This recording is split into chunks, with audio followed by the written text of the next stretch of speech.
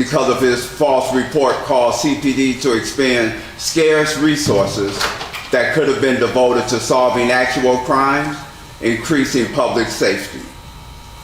The city is not seeking restitution for the regular salaries of the officers involved, but CPD's overtime expenses that go beyond the normal cost of investigating crime. Because of his false report caused CPD to expend a restitution award as part of Mr. Smollett's criminal sentence would enable the city to avoid these costs and delays. For these reasons, we respectfully request that you seek restitution for the city in the amount of $130,106 as part of Mr. Smollett's sentence. Sincerely, Stephen J. Kane, Deputy Corporation Counsel, City of Chicago. David O. Brown, Superintendent, Chicago Police Department. Your Honor, a copy of the full letter has been made a part of the record. Thank you. I received it. Thank you. Does that conclude your evidence and aggravation? Yes, Your Honor. Okay. Does the defense have evidence, witnesses, or documents that they wish to present in mitigation? Yo, I'm coming on camera in a second. Sure. You may proceed, Mr. Allen. Judge, we would call witness Rich Daniels. Rich Daniels, sir, please step up right here. Canceled. How dare you, iCkEdMeL? All right, we'll be right back. Hi. Please raise your right hand. You swear to tell the truth, the whole truth, and nothing but the truth, self you got? I do. All right. Please have a seat. Try to keep your voice up. You're welcome to take your mask off if you want to. If you prefer to keep it on, that's okay too. It's entirely up to you. Thank you. Ms. Waddell, you may inquire. Thank you very much, Judge. Sir, in a loud, clear voice, would you please introduce yourself, state your first and last name, and spell your last name? Sure, my name is Richard Daniels. My last name is D-A-N-I-E-L-S. And I'm sorry, what else did you ask? Sorry. Mr. Daniels, how old are you? Oh, really? Yes, sir. I'm 61 years old. All right. And are you familiar with a person by the name of Jussie Smollett? Yes, I am. How are you familiar with him? I met Jussie 8 years ago this month when I was the music director on the television show Empire, for which I was the on-camera music person for all 102 episodes and all 6 seasons. So in what capacity did you know Mr. Smollett while working on Empire? Jussie was the breakout music star on the show, and as the music director for the on-camera work, I worked with him closely, daily, for many years of the show, as helping to support him in terms of his role on the show. All right. Now, in terms of his role in the show musically, how did you help support him in that way? We put musicians on camera around him. In the 6 seasons that we did Empire, we would put around Jussie and other cast members and guest artists, musicians from the community. So 400 different musicians and vocalists appeared on that show from the local Chicago community over the 6 seasons we had the show, many of which performed with Jussie, and many of which he embraced dearly as friends over that period of time. Did Mr. Smollett also have any hand in making sure, securing any of these musical artists for the He show? would sometimes voice opinions and give me approval or tell me what he's looking for, so of course there was interaction that way, and through that process we became very good friends. So outside of the show, you said you became very good friends. What type of things would you say you did with Mr. Smollett? I was very active, and I continue to be active in the world of nonprofits in Chicago, supporting various things, and so I would tell Jussie about certain things that we were active with. And as a celebrity, I would say it would be very meaningful if you might consider participating and donating your time and your talent, which he willingly did on many occasions, and it was always a very meaningful experience for those who saw him and interacted with him, and meaningful for those of us who brought him out. Now, Mr. Daniels, I'm going to ask you briefly to, if you can, go through just a few of these nonprofits or any of them. I know that there's one that was relevant with the Boys and Girls Clubs of America. That was a meeting we had that Okay. never went beyond the meeting stages. But the one that was really relevant was a school on the west side of Chicago, a grade school. And it has 505 African-American children. I believe it's the largest population of African-American children in a grade school system in America. That's what they talk about. Magnificent school. I was brought in a few years prior to Jussie coming in, asking to support it in various ways. And their mission was so great it was easy to jump in. I asked Jussie if he'd come over. He willingly said yes. And for me, it was an extraordinary life experience because we didn't tell the children who was coming that day. And it also led me to believe of what a huge show Empire had become in the African American community. We didn't tell the children he was coming to their classrooms that day. Each classroom we walked into with Jussie, the children jumped up with joy, ran to him, hugged him, cried with him. It was an amazing experience. It was cathartic to witness it and to see it happen, because the impact he had as his celebrity and as this loving, wonderful young man was dramatic. It was really quite something. I was very taken by it, as were those who were with me that day, as were the people who were administrators at the facility. And that was one example of the many that he participated in, of giving his time and his talent. He is a very charismatic young man. He's a very loving and caring young man. And, he was generous, and he was thoughtful, and he was kind, funny, and intelligent, and I just think the world of him. Now, aside from his time, talents, energies, charisma, all of these beautiful things that you just stated about Mr. Smollett that he willingly and abundantly gives, would you say that he gives anything else of himself or from himself to communities or anybody else around him? I know of charitable contributions he's made in large sums of money, and I know of large projects he supported financially in addition to his time and talent. So he covered all the bases of time, treasure, and talent in terms of his giving and his willing to participate in the community. And it was always with a loving heart. It was always with a willingness to do good and to give back to what he had been given. He knew he was a lucky young man. This show Empire, this was catching lightning in a bottle for all of us who were able to be on it. There were 593 scripted television shows made in America last year. 593. I think back to when I was a kid and there were like 12. And there were 593, so content is everything. So the competition is fierce. Empire was one of 3% of all television shows to get beyond 5 seasons. Doesn't happen. We think of shows that have long lives to them, that's fine. But the number of shows that have long lives, very few and far between. So Jussie had an appreciation for that, what he was given, as did all of us on that show. It was a game changer for Chicago. The community embraced that show in huge ways. The first episode of season 2 had 29 million viewers. Those are major sporting event numbers. And that made Jussie a huge presence in the community, both in television and in the community at large. Would you say that based on all of Mr. Smollett's contributions, that he was absolutely a pivotal part in the show's success? Oh, he was. He was the music star of the show. I'm sure that Terrence and Taraji and anybody else would tell you the same thing. Jussie was the music star of the show. Everyone else participated in it, but he was the day in, day out go-to music guy. He was our breakout music star on the show. Now, Mr. Daniels, would you be willing and able to support Mr. Smollett if he were given a chance at a term of probation in this matter? Of course. It's part of my daily activities in Chicago and the thing I'm most proud of.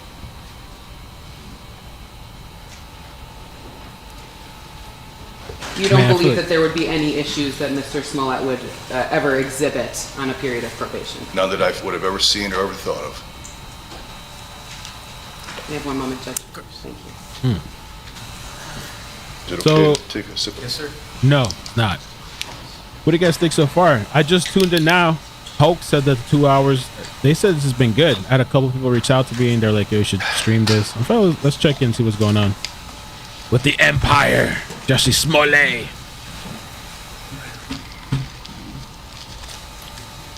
He's done an amazing show. He's pivotal to the community. Just going back briefly, Mr. Daniels, of all of the incredible services you said Mr. Smollett gave himself to willingly, those were not required of Mr. Smollett in any way, were they? They were not. Neither by the show or any agency that you're aware of? No, absolutely not.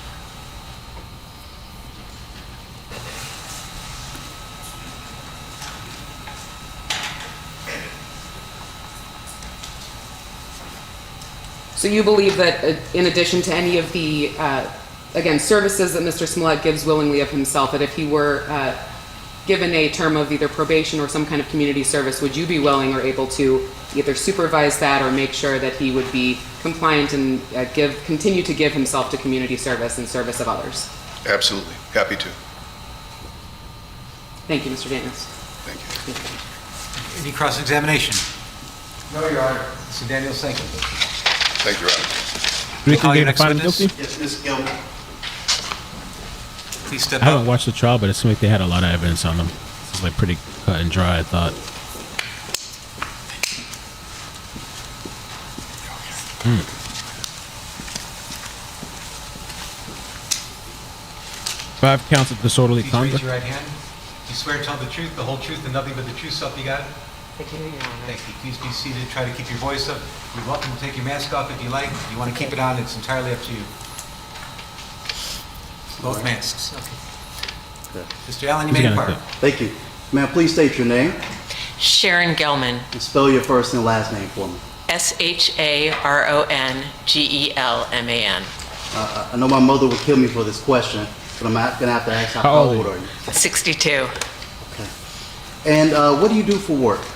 Well, now I'm a writer, editor, and a nonprofit consultant, but for many years I ran a nonprofit called Artists for a New South Africa. Okay. Without telling me your address or anything, what state do you live in?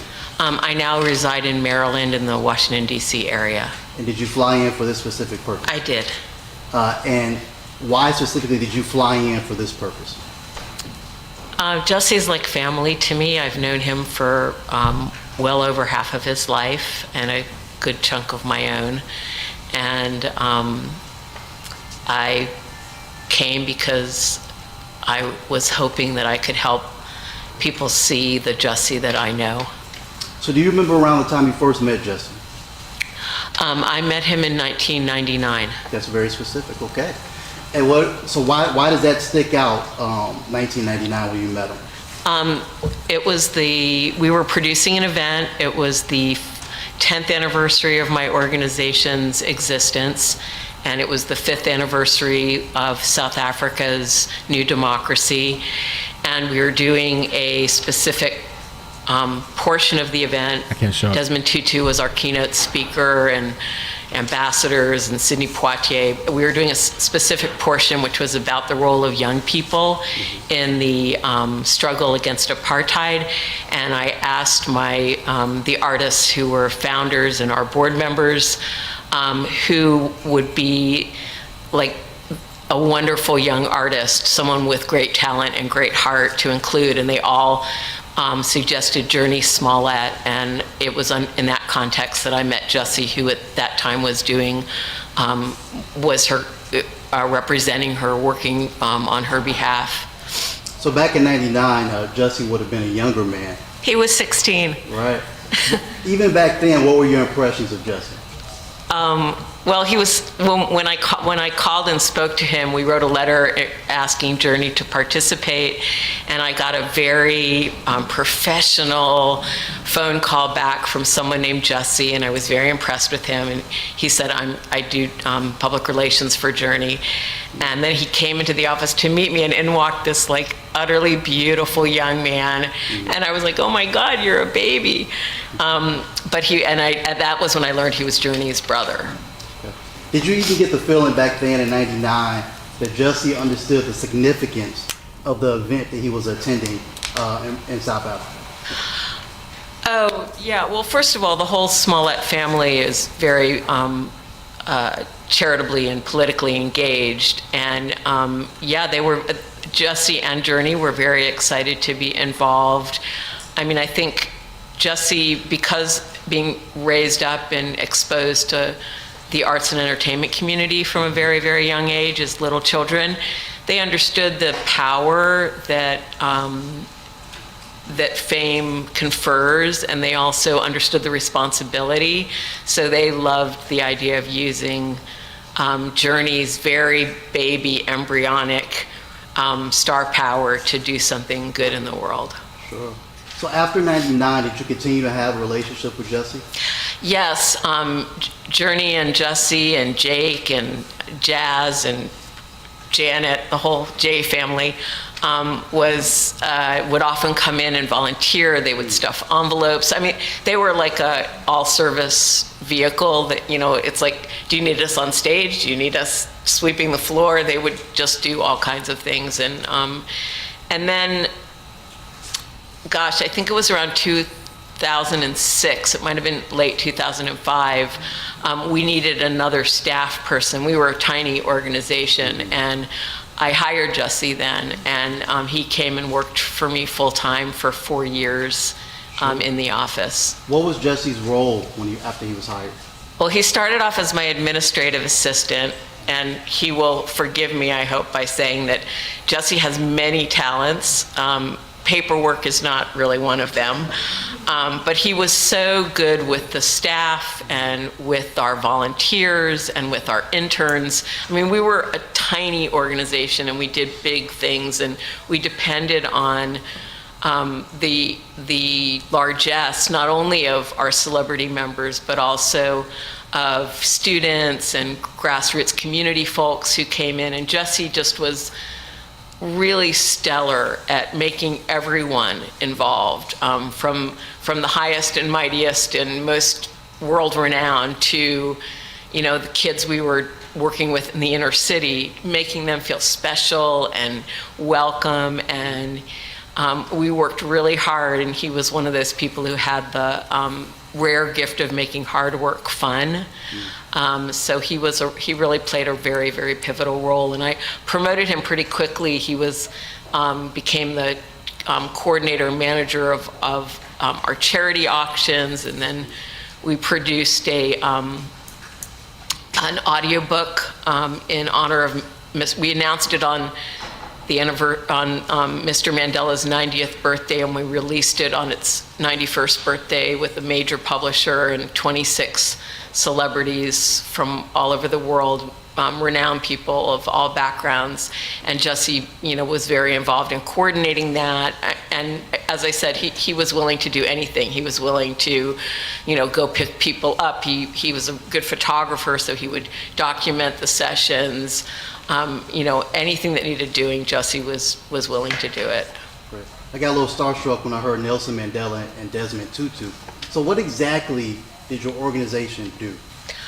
Well, we were founded in 1989. Alfre Woodard and brought together a bunch of people. It was during the height.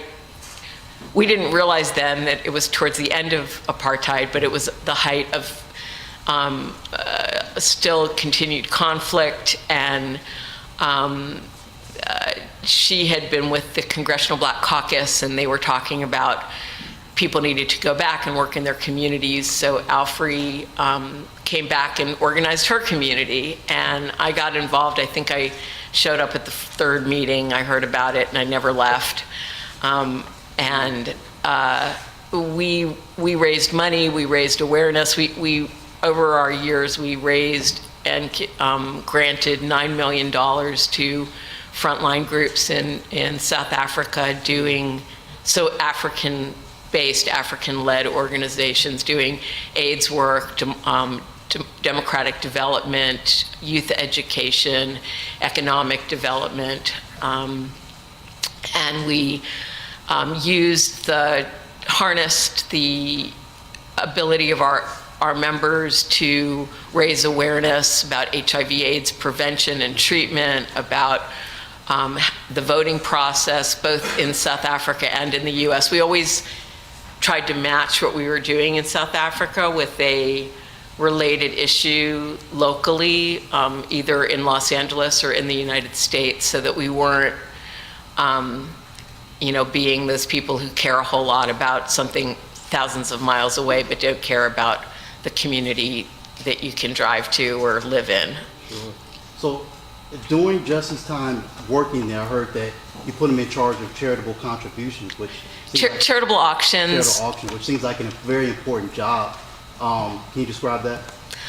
Well, he did. I mean, that was one of the things he did. Yeah. But for that, what he would do is he would contact our donors and celebrity members and others of resources, and ask for things that we could either auction off live or online, so live at a big event or online. And so it would be everything from, I think our two highest money-making things, or our three, were Gillian Anderson, who was a board member, gave us passes to the wrap party for the final season of X-Files. Jackson Brown let us auction off, I think it was well, he let us auction off someone coming and working with him in a studio to record their song, which ended up being a really long process because the person wasn't a musician, but we earned a lot of charity dollars in the process. And then I think our other highest generating item was a luncheon, private luncheon with Archbishop Desmond Tutu. So this is from 1999 when you first met Jussie. Now we're at from 1999 to 2010 since he worked those 4 years. Can you explain the growth in his character you observed during that time? Well, Jussie, I mean, obviously he went from being a very young, adolescent to an adult. I mean, I would say his character was the same. He was a very open-hearted, hardworking, pure-hearted person. I mean, he didn't have a car. He rode a bus 1 hour each way to our office, and sometimes I would drive him partway home. And he would always be like, no, I'm fine, I don't mind. It's like he was like, I'm so excited to get up every morning and do something to make the world a better place. I mean, he was like evangelical in that way of really believing in the cause. And he got paid very little. We wanted all of our money to go to the front lines, but nonetheless, he got paid really little. And every time I would sort of apologize to him for that, he would be like, no, like I'm so, like, I feel so excited and lucky to be part of this. And we became friends. I mean, I loved all my employees and I believed in them, but Jussie and I also became real friends. Wow.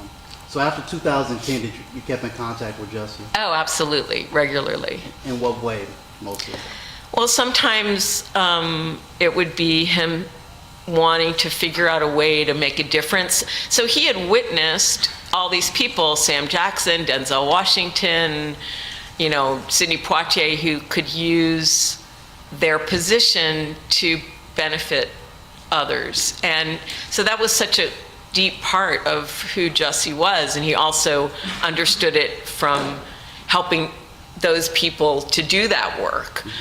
So sometimes he would call. I remember him calling me right when the story broke about the water in Flint, Michigan, and he was literally sobbing on the phone, just going like, I can't believe what's going on, and I really want to make a difference, and here's what I'm sort of thinking of, and would you help me figure out if it's the right way to go? And I want to give money, but I also want to go and bring supplies, but I also just want to show up for people, and I want to, he was always trying to figure out how to do what he could do best. And a lot of what he did in those ways, I mean, he understood the power of standing up for people, and that the TV cameras would follow, and that maybe others would follow his example. But he also did a lot of what he did during that time anonymously and quietly, but he still did the due diligence of figuring out which group is good and how do you figure that out, and I'm going to call people I know and do my research so that my dollars are well spent and are making a real difference. Sure. So Jussie went from taking a bus to your office to becoming a worldwide phenomenon on a TV show. Did you notice any change in his personality when he gained that phenomenal success? Not really. I mean, he was still Jussie. He was funny and sweet, and he was so, like, effervescent about this magical thing that had happened to him. And I think for all of us who worked with him at ANSA, Artists for New South Africa, whether board members or, I mean, we were all so thrilled for him. It was like, we all knew he was talented. We had him perform at a couple of our events once he started performing musically, and we were all fans. And but we were, I mean, he wore it well. He wore his fame responsibly, and He understood sort of the requirements that come with that kind of position if you want to be a good, decent person living in the world. So if Jussie was given a period of probation in this case, would you be willing to help supervise to make sure that that probation period goes fantastic? Absolutely. I mean, I call on Jussie.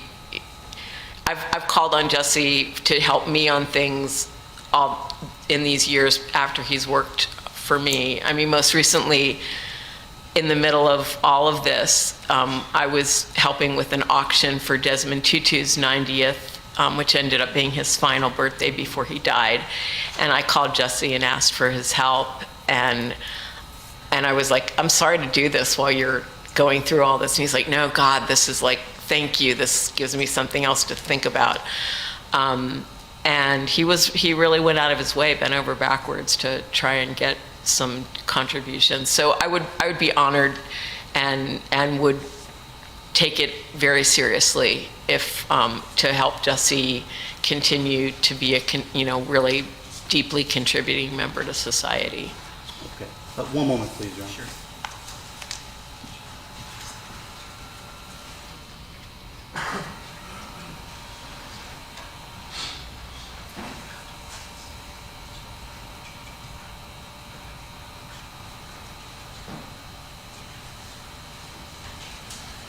Forgot I was muted. Did the prosecution do their witnesses already? Thank you. Any cross-examination? No cross-examination, Your Honor. Stillman, thank you kindly. Thank you. Other witnesses you care to call? Yes, Judge. Judge, we'll be calling Joe Smollett, Mr. Smollett's older brother. He's going to give a statement to the court. And then Okay. afterwards, Mrs. Smollett's grandmother will Sure. also give a statement. You come up on the witness stand, please.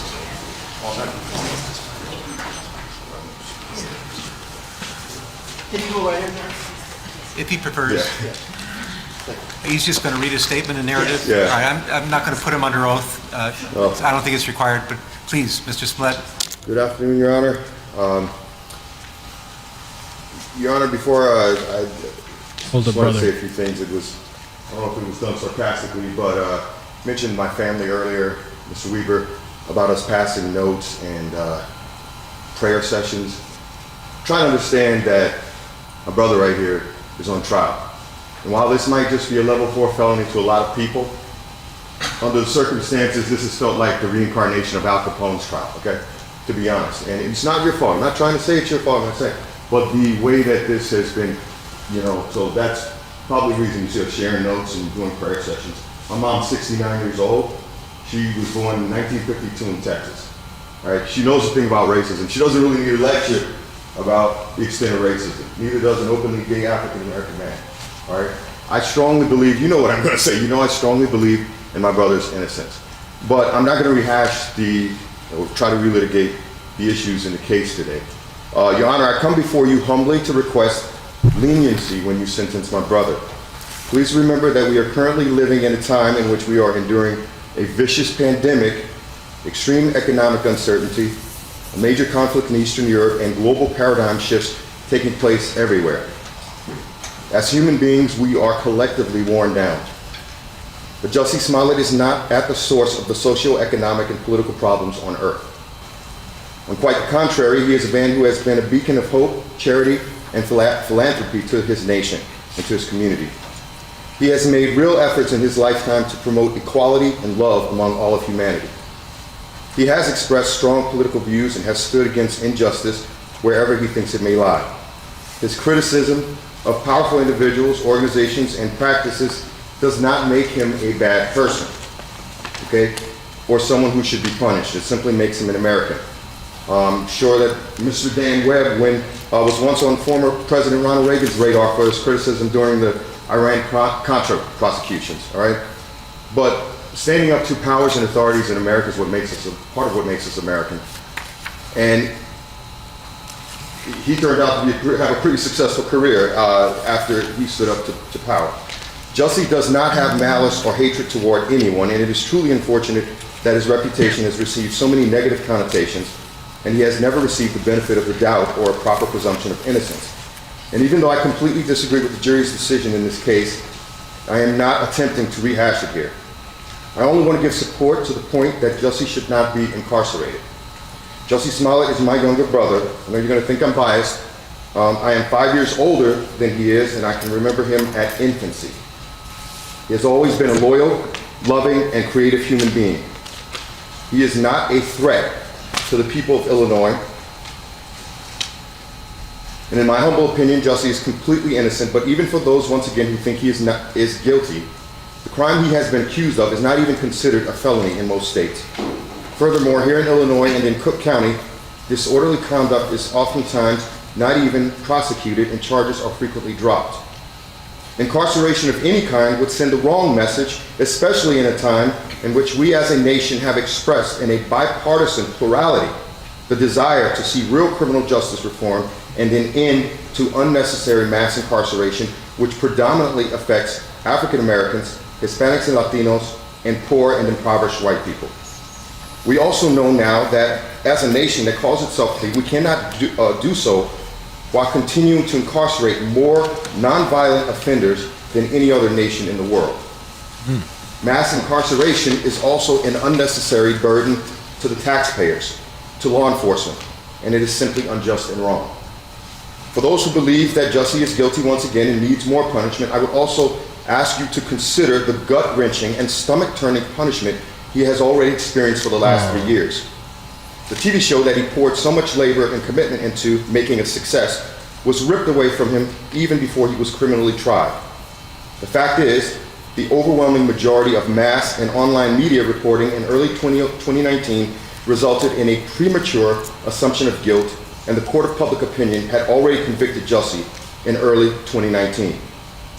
For the last 3 years, he has had to live in anxiety and in a certain kind of pseudo form of house arrest.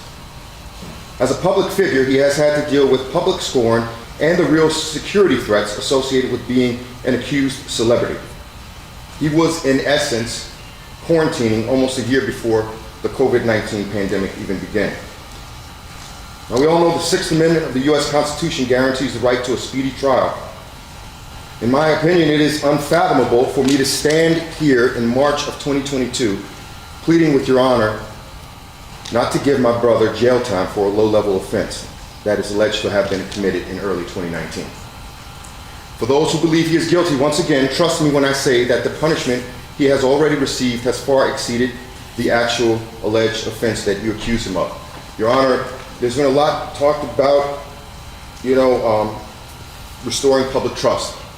In my opinion, you don't restore public trust by demonstrating to the public that a level 4 felony, which once again is not even what he's accused of, not even a felony charge in most states in America, by giving him a stiff sentence which includes jail time. That's not restoring public trust. That's in my opinion, all right? And if you were to go 5 miles in any direction in this area, from this courthouse, and talk to people in the community, you're not gonna say it, they're not gonna tell you, oh yeah, we restored the public trust because Jussie Smollett went to jail. Trust me, it's not gonna happen. It's gonna happen for me. This is not restoring public trust. Let's restore the trust. Right? We are dealing with a lot of things in the world right now, and sending him to jail would not be restoring public trust. So please also keep in mind that, like myself, many people view this case as nothing more than a he said, she said kind of case, right? With no evidence to have warranted his conviction in the first place. With that in mind, Your Honor, I am humbly requesting that your sentencing of my brother not include any incarceration. I myself and my entire family will be eternally grateful. And I thank you for your time. Thank you, sir. Thank you.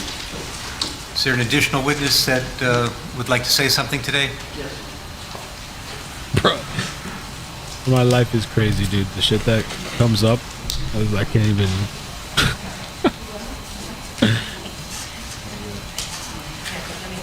Yo, he's emotional. Look, wow. It's a tough time for Jussie. Mr. Allen, how about a chair? Would that be helpful? I need a mic. She's the boss, Judge. He's You gotta cut. tell me where to go. I want to be heard. Oh, he's laughing now? Fair enough. Or tears of joy, maybe? I don't know. Thank you so much. Okay. Good to be here, okay. All right. I thank you for this opportunity to allow me to make this statement.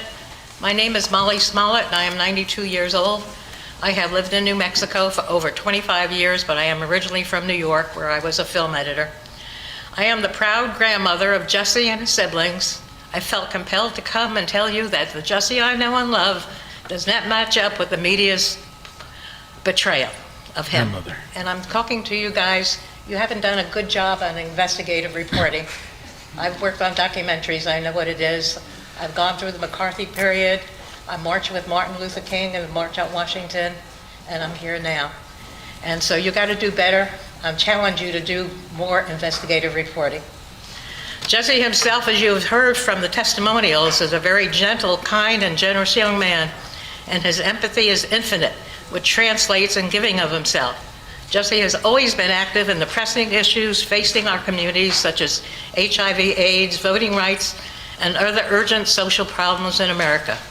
One Christmas, he went to Flint, Michigan to entertain children who were living with lead poisoning from their drinking water.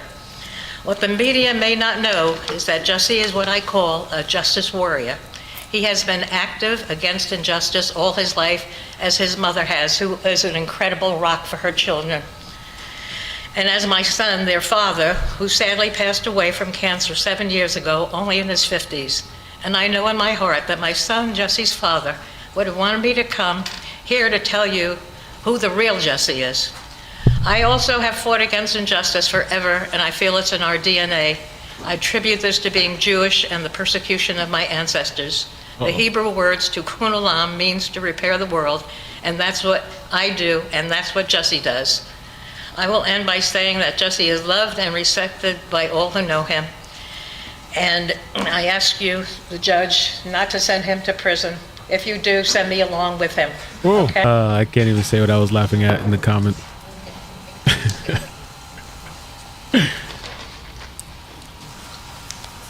Got enough cancellation going. That's right. Got the weird black magic people from the last video.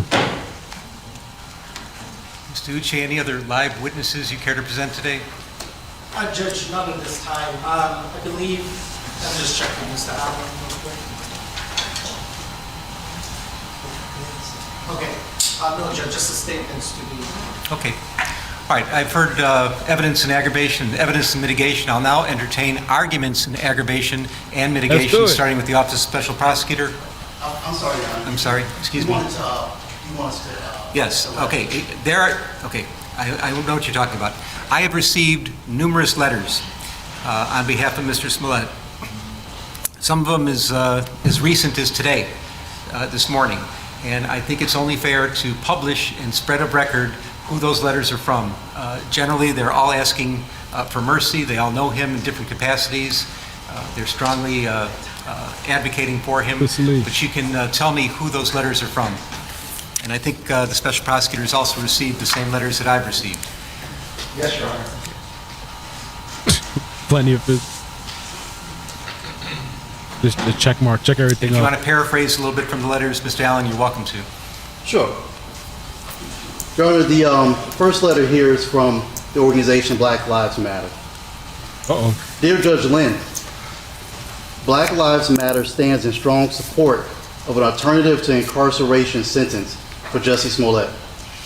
We applaud your long-held practice of imposing alternative to incarceration sentences for virtually all Class 4 felons, such as Mr. Smollett's, and encourage you to continue this practice in this case.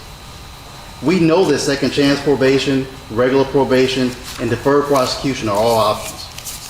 As we contemplate what creates a truly safe world, we know that Mr. Smollett's case involves no drugs, no theft, no sex, no property damage, and no physical injury to anyone other than the defendant.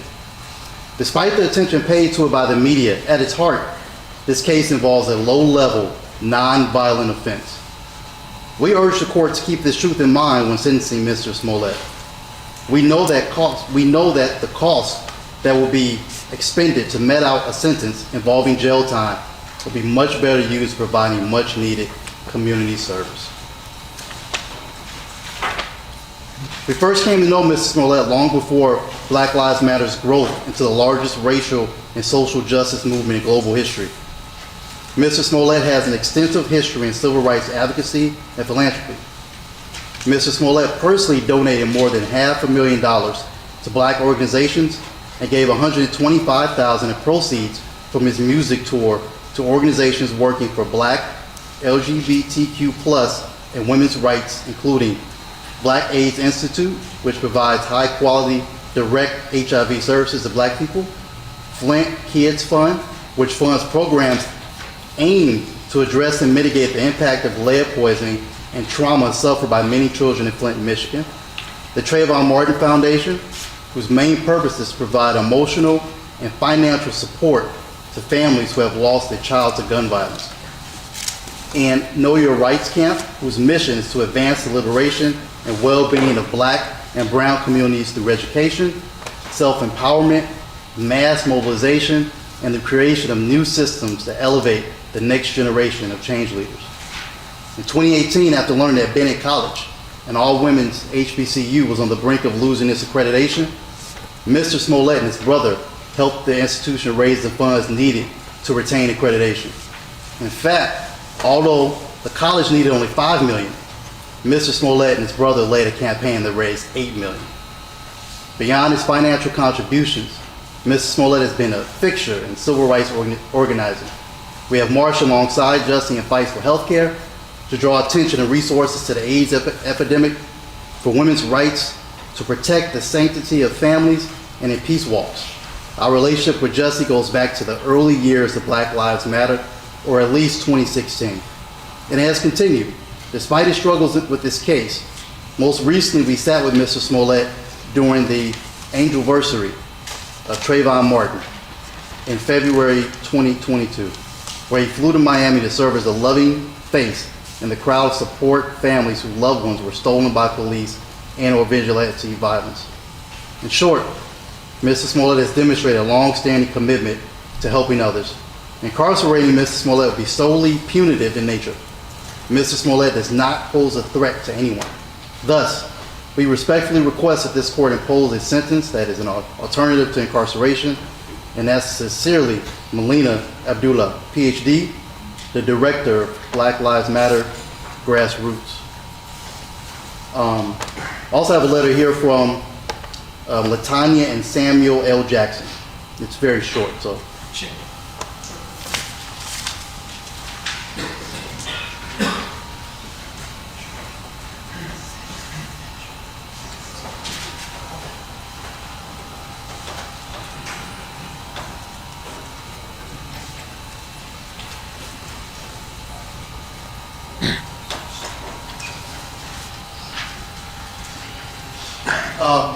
I write to you today to ask for mercy as you sentence Jussie Smollett.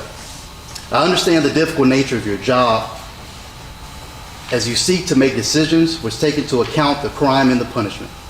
It is in respect of knowing this that I humbly implore you to please find an alternative to incarceration for Jussie Smollett. It is my understanding that Jussie was convicted of a Class 4 disorderly conduct, which, to my understanding, people convicted of this offense historically are sentenced to various alternatives to incarceration. My husband, actor Samuel Jackson, and I have known Jussie since he was a baby living down the street from us in New York City. We watched him grow from a child who was always kind, full of laughter and joy, into a responsible teenager whom, becoming aware of the inequities suffered by some people in life, became an energetic volunteer helping anyone who was working to alleviate those inequities. Additionally, as a young man, we have worked side by side with Jussie and organizations committed to stopping the HIV/AIDS epidemic in America, as well as dispensing aid to Africa and Israel. Jussie has used his celebrity to impact community outreach work, such as providing water during the Flint, Michigan crisis. We have often broken bread with this young man as we have discussed the right and wrong ways to live. Jussie comes from a family whom we are proud to know intimately, and who we stand ready to provide the support and monitoring assistance that can provide for him in an alternative to probation scenario. Jussie has no prior criminal record and has never been violent. It is incredulous to Sam and to me that this entire criminal situation even exists. Jussie has already suffered a great deal of punishment, as this situation has destroyed his existing career and has impugned his reputation. Please, Judge Lynn, in God's name, please save this young man and allow him to be of service. Jussie Smollett is worth the risk and the investment. Respectfully, Latanya Jackson and Samuel L. Jackson. Really? For real? That's from Samuel Jackson? I thought Jazz was trolling. Judge, if you'll indulge me for a moment, I'd like to read a letter from the Rainbow Push Coalition. Oh, that was shit. submitted Lord. in support of the Lord. plan. Lord. Yeah, he got everybody, all the organizations. Dear Judge Lynn, I write as someone who has known Jussie Smollett for over 20 years. I know him to have a strong family background. He is a loving and caring person, and I am familiar with his commitment to community service. It is important to him to use his gifts to support the needs of others. Jussie was raised in a strong and very close-knit family. I urge you to consider several moral issues as you weigh sentencing options. Jussie has no prior felony convictions. He has a history of community service and charitable giving of his time, talent, and treasury. He has sustained a significant loss of income prior to being convicted of any crime. Based on the very public nature of the charges and the trial, Jussie has lost countless career opportunities. I have served as a citizen devoted to having a positive impact on the lives of young men and women in the city of Chicago since 1968. In pursuit of that mission, I have visited the Cook County Jail and several Illinois prisons every year since Operation Breadbasket launched. I have seen firsthand the disastrous impact jail has on far too many young people of color, especially young African American men, who often see a complete loss of hope in their situations. Since this case involves the alleged actions of a very visible public figure, it presents a unique opportunity to send a message to millions of young black and brown men that the system cares for them. This highly publicized Class 4 felony case can be utilized as a positive teaching moment about how the criminal justice system can work to benefit all in our society. I appeal to you in the spirit of righteousness to consider the impact America's criminal justice system has on young black males who struggle every day to survive the streets of urban America. We have an obligation as a society to favor restorative justice rather than retributive justice. Jussie Smollett was convicted of a Class 4 felony, the least severe category of felony in Illinois. A well-established practice in Cook County is to sentence Class 4 disorderly conduct cases to incarceration alternatives. Such alternatives might include second chance probation, regular probation, or deferred prosecution. Additionally, an important consideration in sentencing is the potential for recidivism. Jussie Smollett's lack of felony criminal record, as well as many positive contributions to society, demonstrates that he poses no risk for recidivism. Jussie has a long track record of being deeply engaged and contributing citizen who is committed to helping the most vulnerable in our society, whether persons living with HIV/AIDS and children orphaned by the disease, or children whose health was damaged by the contaminated water in Flint, Michigan. Jussie's commitment to serving the community began as a child. As he found professional success, he continued to donate time and money to charitable causes. Another factor that we urge your honor to consider is that the crime did not involve violence to others. None of the actions charged indicate that Jussie ever posed a threat to public safety. Further, Jussie has already suffered. He has been vilified in the court of public opinion. His professional reputation has been severely damaged.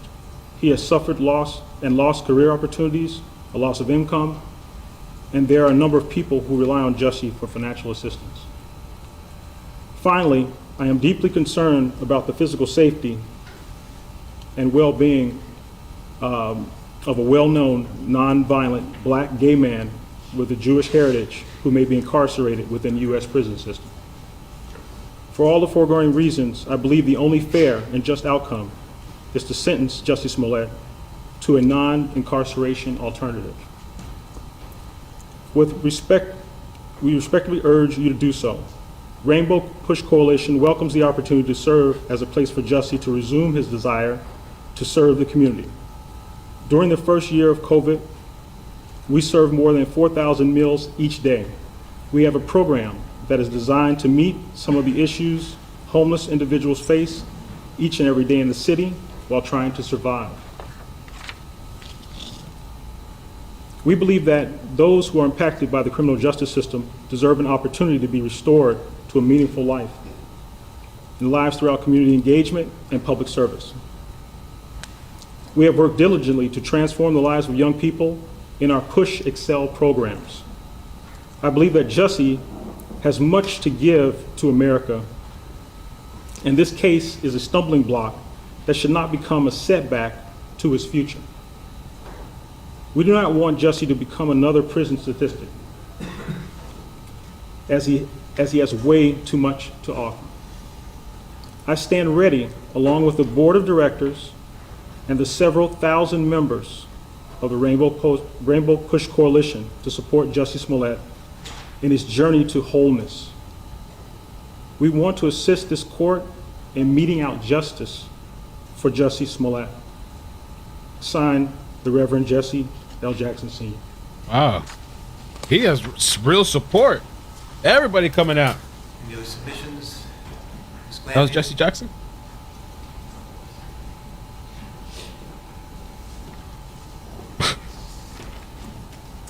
Your Honor, I have a letter from Lauren Caseberg on behalf of the Illinois Innocence Project.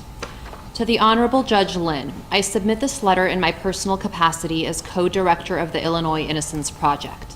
This letter is provided in support of a non-custodial sentence for Jussie Smollett, and also to inform the court that if there is a community service component to Mr. Smollett's sentence, he would be welcome to do so under my direct supervision at the Illinois Innocence Project. At the outset, I want to be clear that the jury found Mr. Smollett guilty, and I respect the jury's verdict. I write to you today regarding his sentence and urge the court to issue a just and fair sentence to Mr. Smollett. In high-profile cases, there is often a tone surrounding a case that seems to call for the harshest possible punishment because of the attention the case has garnered. I would urge Your Honor to silence out those loud voices and see Mr. Smollett for who he is, as a person before you, a human being. The old adage applies here: justice is the law tempered by mercy. Here, while the law may permit you to sentence Mr. Smollett to prison, incarcerating him would not be just. The relentless media coverage of this case is a unique punishment in and of itself for Mr. Smollett. He will carry the stain of this case for the rest of his life and spend the rest of his life and career working to rebuild and establish his credibility, his reputation, and good name. That lifetime sentence is something this court should consider as a unique punishment already dealt to Mr. Smollett in the court of public opinion. In fact, cases with media attention provide an opportunity for the court to show the public that justice, fairness, and mercy applies to everyone, no matter who they are. If the system doesn't treat a high-profile defendant justly, then what can be expected for the rest of us? If Mr. Smollett, who has no prior felony convictions and no violent background, is sent to prison on a Class 4 conviction, then what does that mean for an unknown defendant who has no one watching or advocating for him? This, of course, intersects with the disparate manner in which people of color are sentenced, with black men receiving the most disproportionately high sentences. During a time in which leaders around our state have put a focus on lessening the incarceration rates in Illinois prisons for justice-related reasons as well as due to COVID-19, there is no justifiable purpose to send Mr. Smollett to prison on a Class 4 conviction. This is especially true when Mr. Smollett could receive a non-custodial sentence, which includes community service where he could do good. Mr. Smollett has a long history of philanthropy which predates this case. As the well-known attorney and founder of the Equal Justice Initiative, Brian Stevenson, has said, "Each of us is more than the worst thing we've ever done." Mr. Smollett is no exception. Not only is Mr. Smollett more than the case before you, he has the opportunity to give back to the world in a positive way. At the Illinois Innocence Project, in the course of fulfilling our mission of advocacy, education, and That's for reform, real? we regularly work with volunteers in a variety of areas.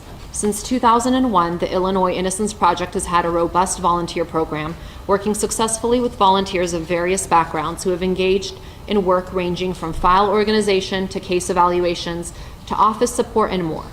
We have found that volunteers working with us gain a close-up view of the brutal injustices faced by our clients, who are all serving decades-long or life sentences for crimes in which they are actually innocent. This up-close view of the trauma inflicted upon these individuals Oh, the and their chat rate loved is ones fast. is an awakening and often life-changing experience for our volunteers and staff. In my 9 years working at the Illinois Innocence Project and my 15 years as an attorney working in criminal defense, I have seen the cruelty and dehumanization of prison, as well as how prison impacts people in negative ways. Every person I've ever known who spent time in prison left with increased mental health needs and post-traumatic stress disorder. Incarceration should be reserved for crimes of violence and dangerous individuals, not for someone in Mr. Smollett's position who has no prior felony convictions, no violence in his past, is convicted of a probationable Class 4 offense, and who has much good to still offer this world. Prison time should not be given to satiate the public's calls for retribution. If this court sentences Mr. Smollett to probation with a component of community service, I will make myself available to the court and will comply with any orders of the court related to supervision, timekeeping, and project updates if Mr. Smollett were to have the opportunity to work with our organization. Thank you for your consideration. Sincerely, Lauren Caseford. Wow. Ms. Walker. Okay, Ms. Walker? Thank you. These are the last letters.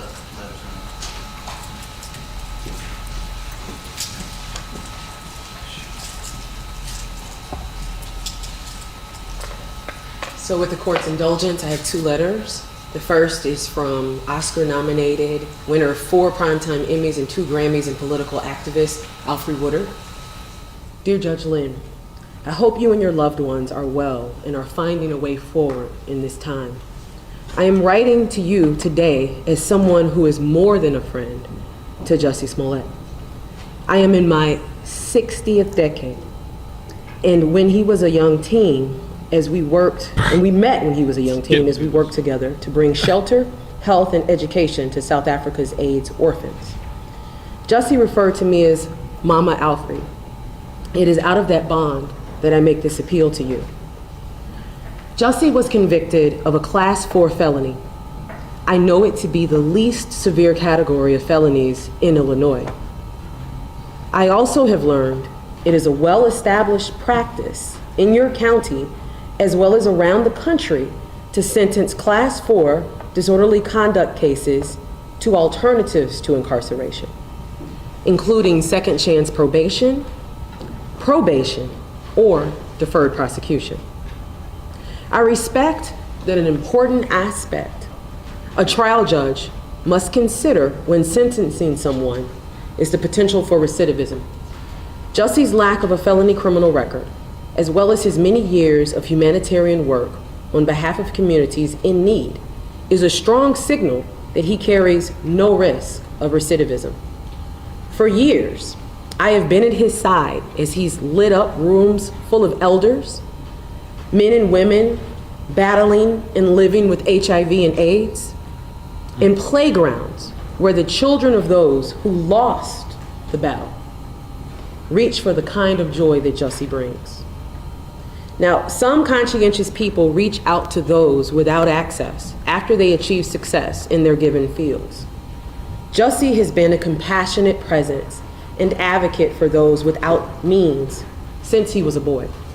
His dedicated work as an artist brought him success and allowed him to bring his natural impulse to be of assistance to an even wider field of effectiveness.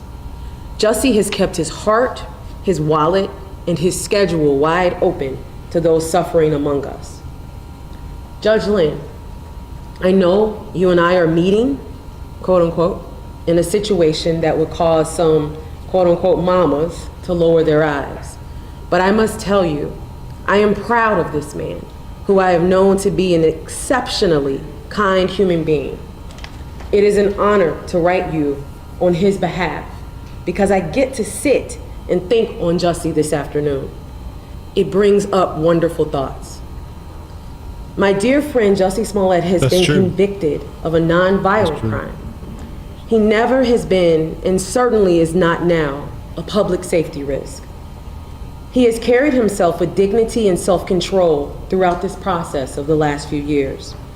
He has delved deeper spiritually in self-realization to come through a vicious public excoriation that would have crushed or inflamed lesser men. The punishing has been relentless and has left nothing to be taken away.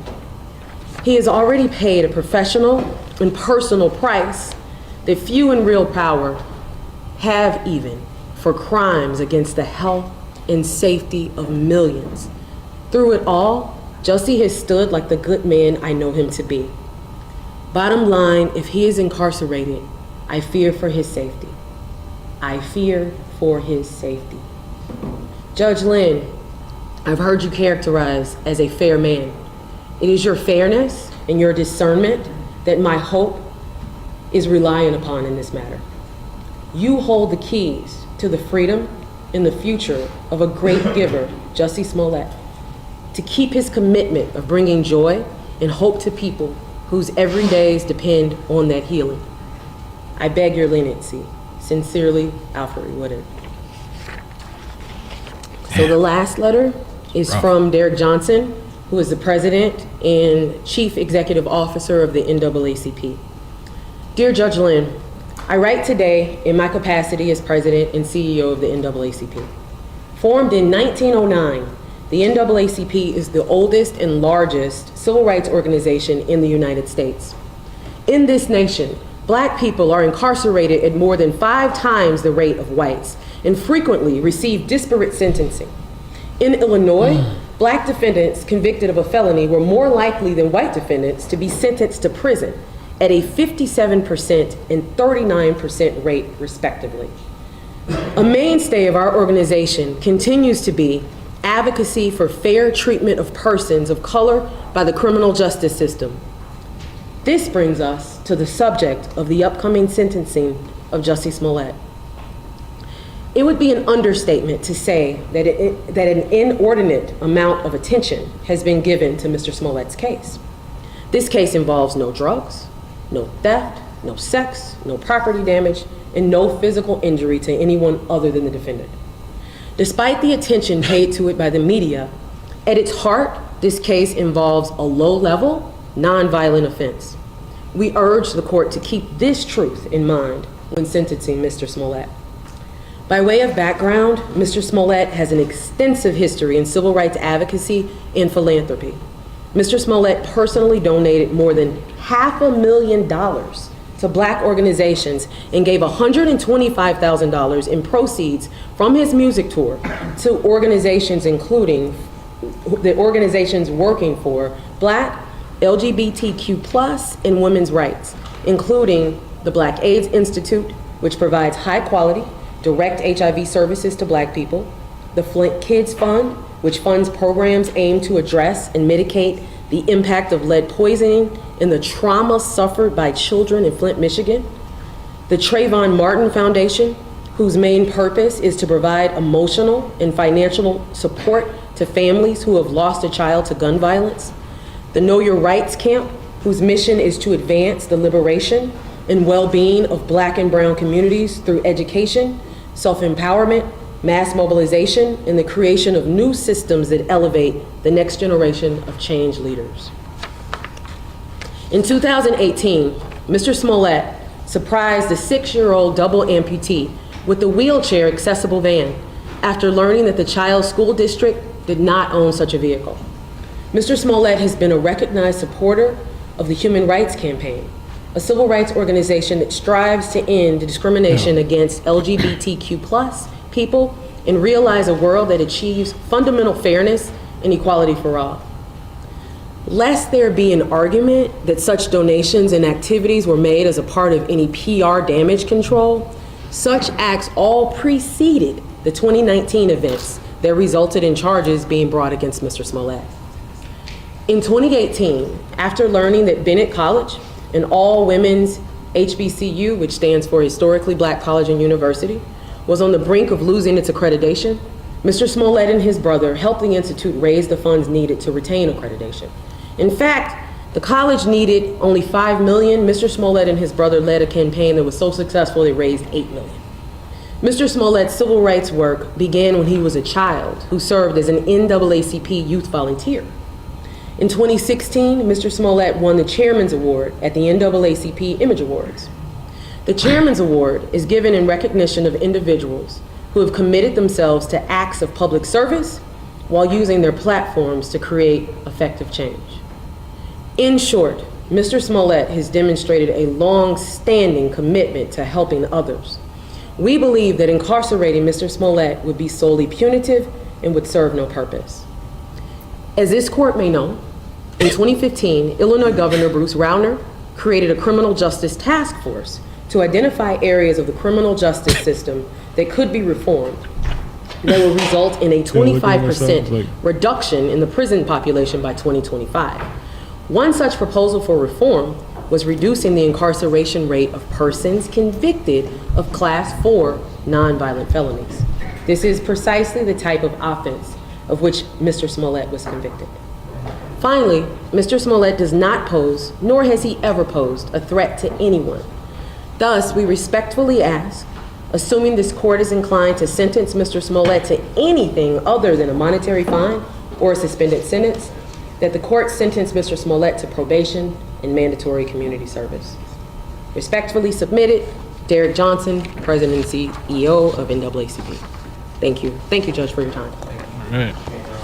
We wish to publish no further letters, Your Honor. We incorporate other letters into the record.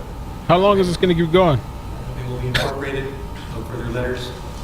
I'm ready to keep going. The lawyers need a break. Are you ready to go? I need a break. Can we have a short break, Your Yes, Honor? sure you can. Yeah. Yes. Very short. 5 minutes. 5-minute 5 recess. So we haven't heard the prosecutors yet, right?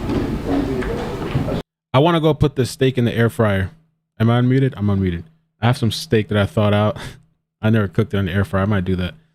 Let me just read it. Deja, thank you so much for the super chat. Deja says, he took away from real crimes against minorities that happened by being entitled.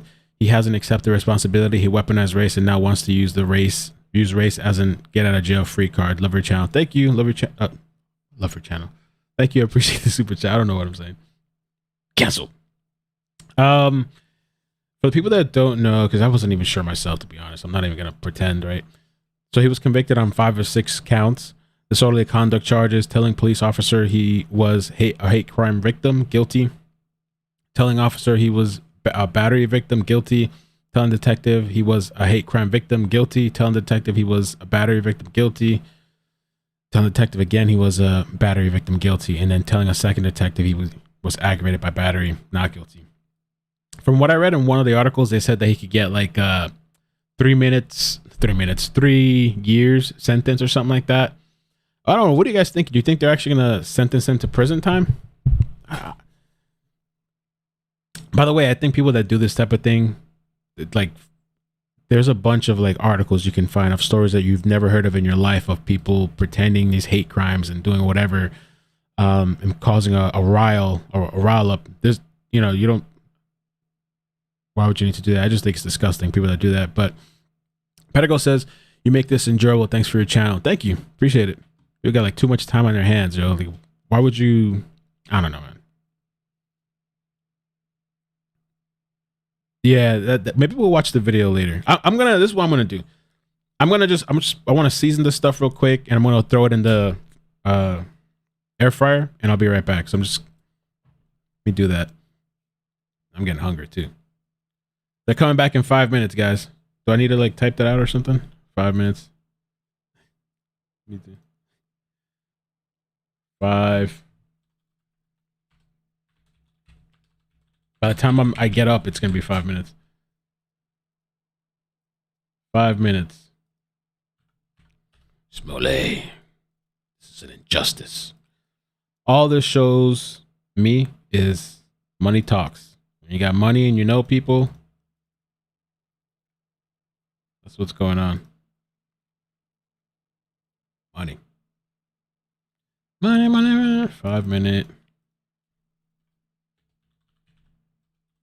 kind of wanted to take my time and season it, but I'm just gonna do it real quick. Throw it in there, man. Whatever. Smollett. It's horrible text. Can I change that? White or something. Horrible font too. The font looks trashy.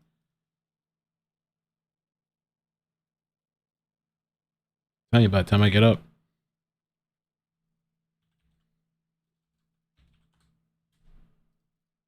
Okay.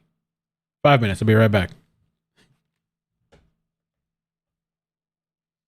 Maybe I shouldn't do that in case it starts. How about that? How about that? How about that? How about that?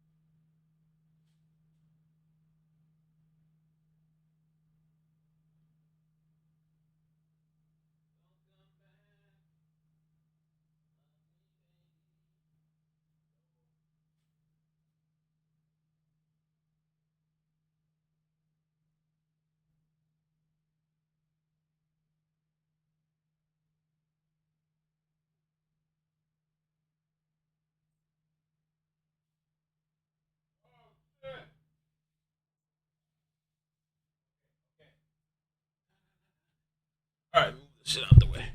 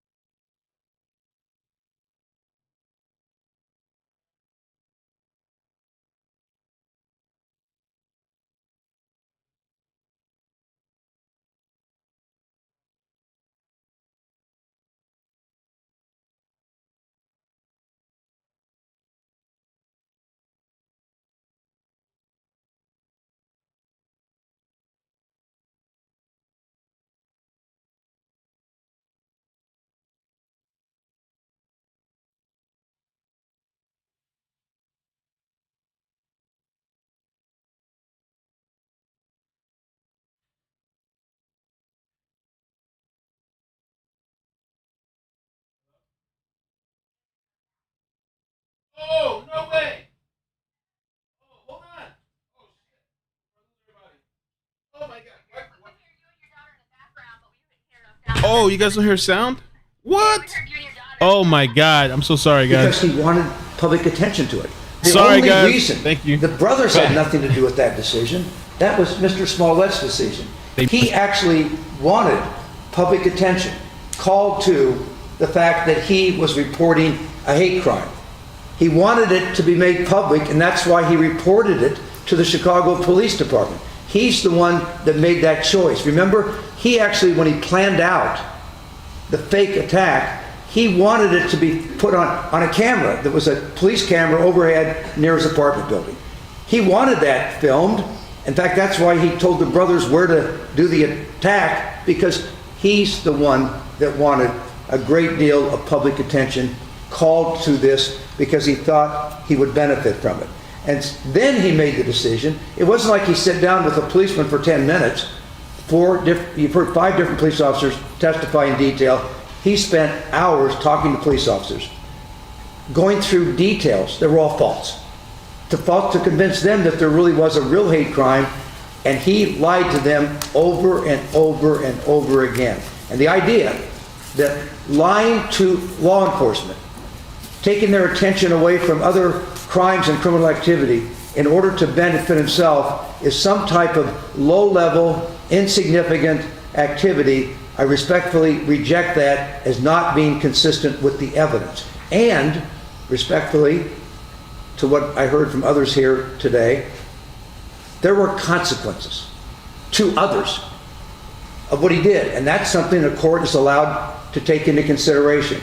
What Mr. Smollett did in this case is he denigrated, degraded true hate crimes, and he marginalized the people who are true victims of hate crimes.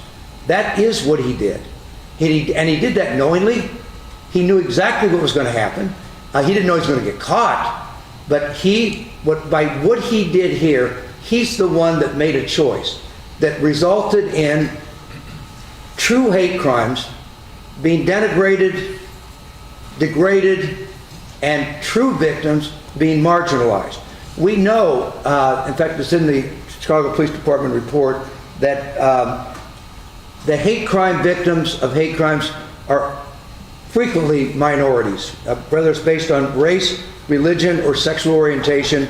And studies show that that group of people are reluctant to report criminal activity to police, hate crimes to the police. And that was discussed in the Chicago Police Department report. There are studies that support that.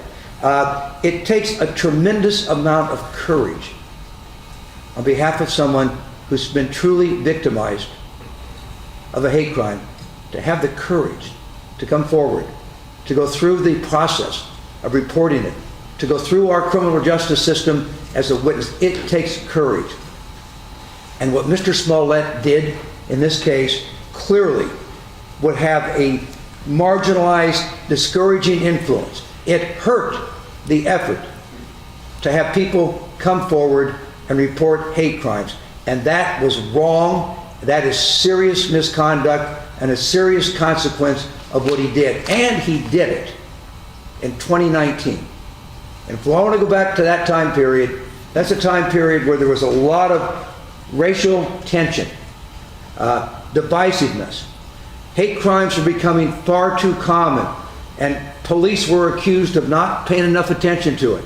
And that society was trying to find a way, at least this is my view, of trying to find a way to make it clear that that needs to be reported.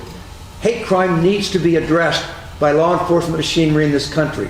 And what he did, what Mr. Smollett did, to marginalize that, to discourage people from coming forward, I respectfully suggest is wrong. And that, and it was a normal consequence of what he did in order to benefit himself. Remember what the facts are.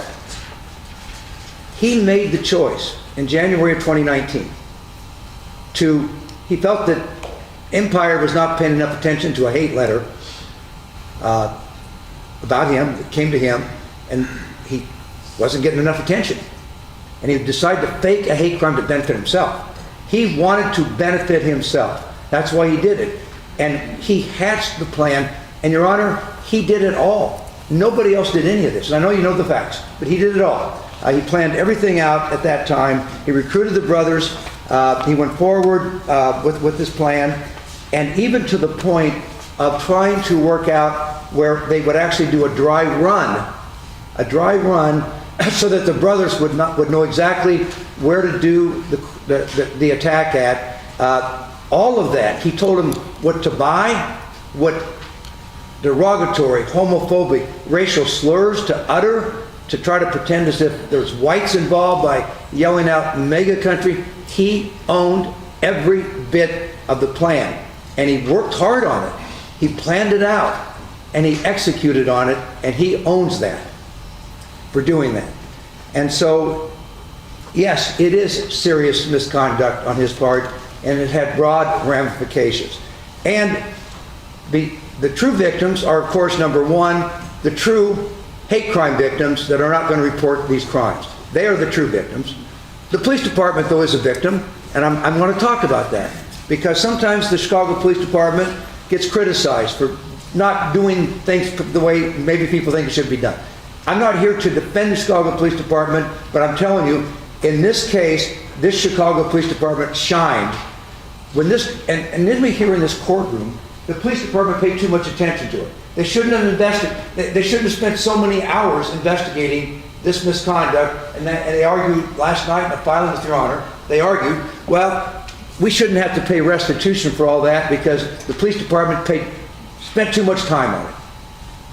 My Lord, I wonder what would have happened if the Chicago Police Department took this hate crime, which on its face, by the way, is a heinous, serious, awful hate crime. Awful. Ropes, lynchings, gasoline. It clearly called out for a thorough investigation, and that's what happened. And we put 5 police officers on the stand.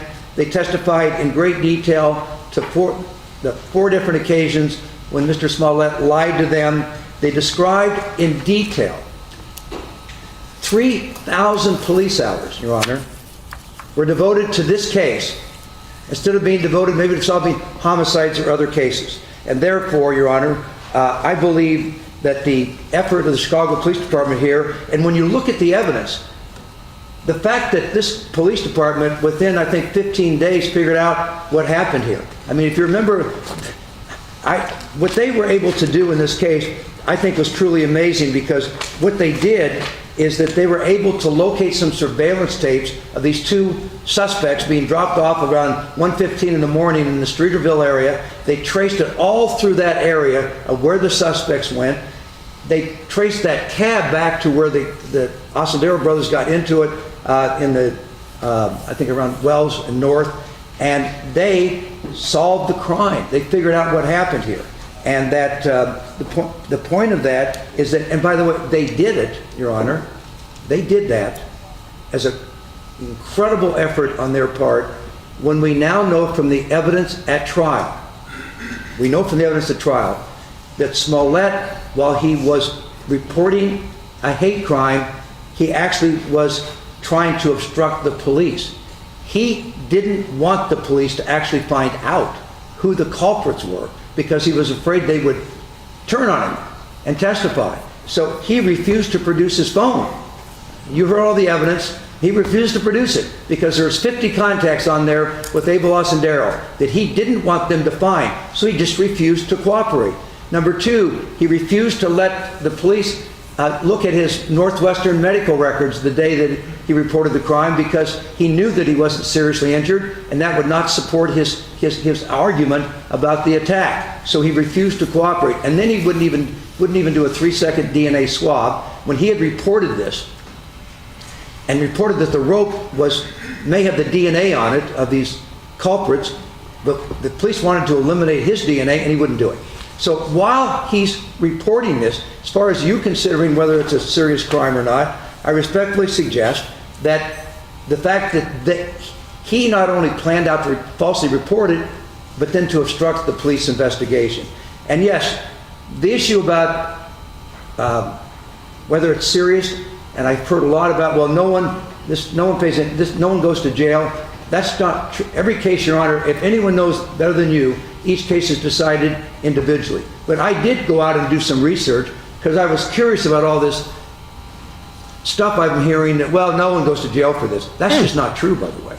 There was, in fact, I think there's 6 cases in the last 5 years that we found in the research of people in Illinois going to jail for this very conduct of falsely reporting crimes to police. It is a serious course of criminal misconduct to do it. It's a felony, and I think there was one decided by appellate court 4 months ago, which involved reporting to the police that the person was hit by a police car when they weren't.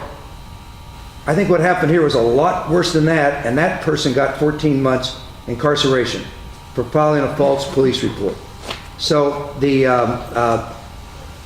so yes, I do believe that this conduct is serious, and I respectfully suggest it's an important factor to consider. Aggravating factor number 2 is lying under oath. I'm not going to go through it. Your Honor heard the testimony. He made a choice. By the way, I'm a defense lawyer, Your Honor. Yes, we all get choices to be made, and defendants can make choices. But he made the choice. Mr. Smollett made the choice that he could deceive that jury and went on the stand and lied to them about so many different things. I'm not even going to, I was going to summarize some of them, but I don't even want to. I don't need to. You heard what happened during the course of the trial. Testimony that he went out and at 2 o'clock in the morning to buy eggs from Walgreens when the Walgreens was not even a 24-hour Walgreens. It was a ridiculous story. The fact that one of the attackers is white and he didn't even know who attacked him was ridiculous. The fact that the brothers had no foreknowledge and just happened to stumble over there into a Streeterville that they didn't live in and were happened to be there at 2 o'clock in the morning when he was out going through that in that stairwell. All of that were intentional lies.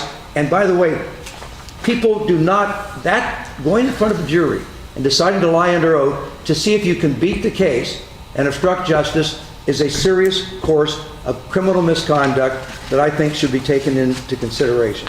I also will tell Your Honor that the issue of lack of contrition here, I do think is an important issue, and Your Honor can decide how much to give to that. But the reason I went and did some research on this, Your Honor, because I wanted to make sure I was handling this issue properly before Your Honor. And so I went and did some research. And the Illinois Supreme Court has made a big deal out of the fact that sentencing judges absolutely can consider that someone has shown no contrition whatsoever, particularly after they have been convicted of a crime. Now, it may be, it could be here when I'm done talking, Mr. Smollett will speak to the court and explain how he's accepting full responsibility for his criminal misconduct. He may do that. That's fine. Let's see if that happens. But at least at this point, that has not happened. And there's an Illinois Supreme Court opinion called People versus Ward, in which, I'm going to quote, the Supreme Court told sentencing judges, a continued protestation of innocence and a lack of remorse may convey a strong message to the trial judge that the defendant is an unmitigated liar and at continued war with society. That's the quote from the Illinois Supreme Court. So I do think it's at least a factor for Your Honor to consider during the course of your decision-making here. So let's go through the different issues of sentencing and just talk about them briefly. Term of imprisonment, yes. We are recommending to Your Honor that the seriousness of this crime should result in a period of incarceration for all the reasons I've just articulated to you. As you know, that each of the counts, the felony counts, 3 years times 5, he faces 15 years maximum in jail. And Your Honor knows that Illinois law provides that you have the power to impose a term of imprisonment if you find that probation would deprecate the seriousness of the offender's conduct and would be inconsistent with the ends of justice. I'm not going to suggest any amount of time, because if there was ever a judge that had the ability to understand what to use discretion, whatever you decide is your, let me just say this, your ability to decide based on all your years of experience and your years on the bench, we accept that, and whatever you decide on that issue, you decide that, but we do believe that it is a serious criminal misconduct that warrants an appropriate amount of prison time. Number two, restitution. The Illinois restitution statute covers class 4 felonies and says that you shall determine whether the defendant should be required to make restitution in cash for out-of-pocket expenses. You've heard the evidence. It's $130,000, $130,106, and on that issue, Your Honor, we believe that's the appropriate amount of restitution to order. Now, I will say that first Smollett case, which led to a $10,000, it's called a forfeiture in the record, okay? It was some kind of forfeiture to the city of Chicago. It was not restitution. The city of Chicago did not claim, was not trying to get, that was done by the state's attorney's office with no agreement by the city of Chicago, but he did pay it, okay? So at least our thought is that that would be deducted, that the order for restitution would be $130,000. That's the right order, but he does get a credit for that because he did pay it under, let's call it confusing and unusual circumstances that I've talked about in another report, and I'm not going to talk about here. Probation. As Your Honor knows, under Illinois law, for a class 4 felony, you can impose a period of probation not to exceed 30 months, but you cannot impose both a term of imprisonment and a term of probation on the same class 4 felony convictions under the case law. So that our recommendation to Your Honor is that you have the authority to impose imprisonment on one of the counts that he was convicted of, one of the 5 counts he was convicted of, and then on one of the other 4, or more than the other, you can impose a consecutive term of probation to follow. Now, why do I talk about that? Okay, why should that be? Because he's not a violent crime, etc. Your Honor, in 2007, Mr. Smollett had a prior conviction in 2007 in connection with a DUI arrest in California for providing false information to a police officer.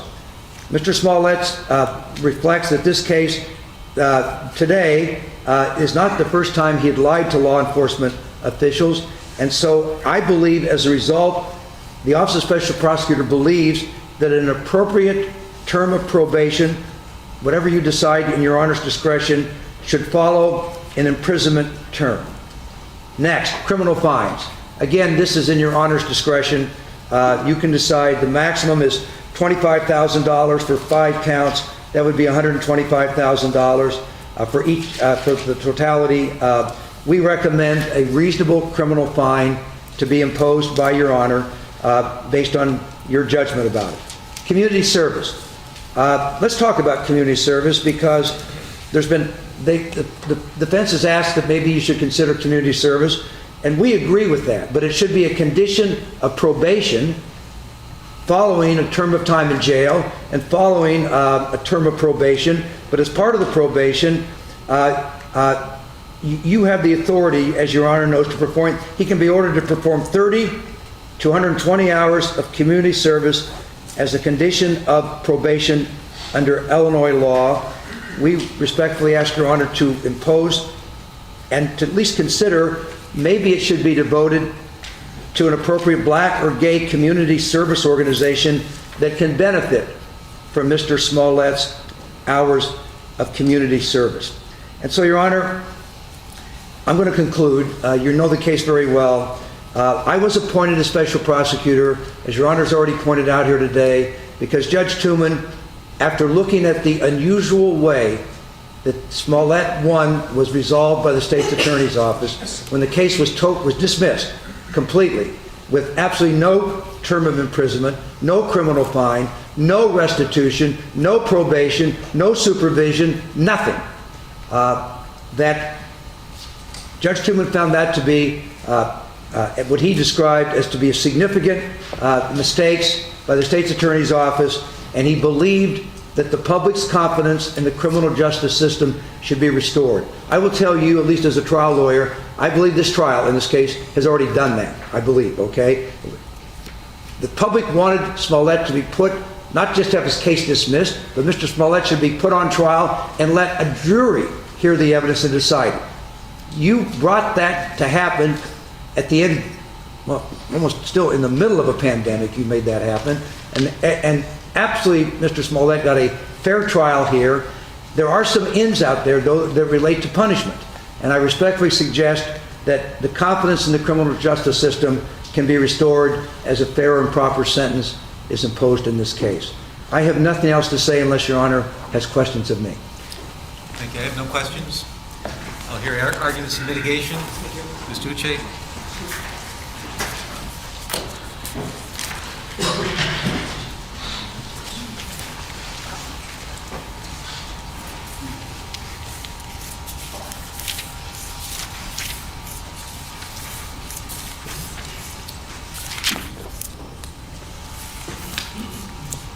Mr. Webb, Judge Lane, may it please the court.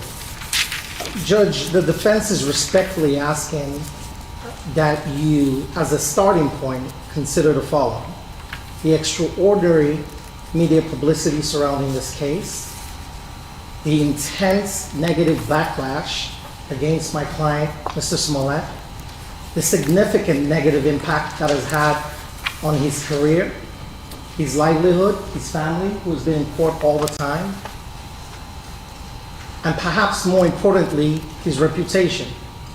All those things taken together in of themselves are not just extraordinary, are not just unique, but indeed eternal enough punishment, and some will argue more than enough punishment for a low-level Class 4 felony in this state, and I dare say in any state in the Union.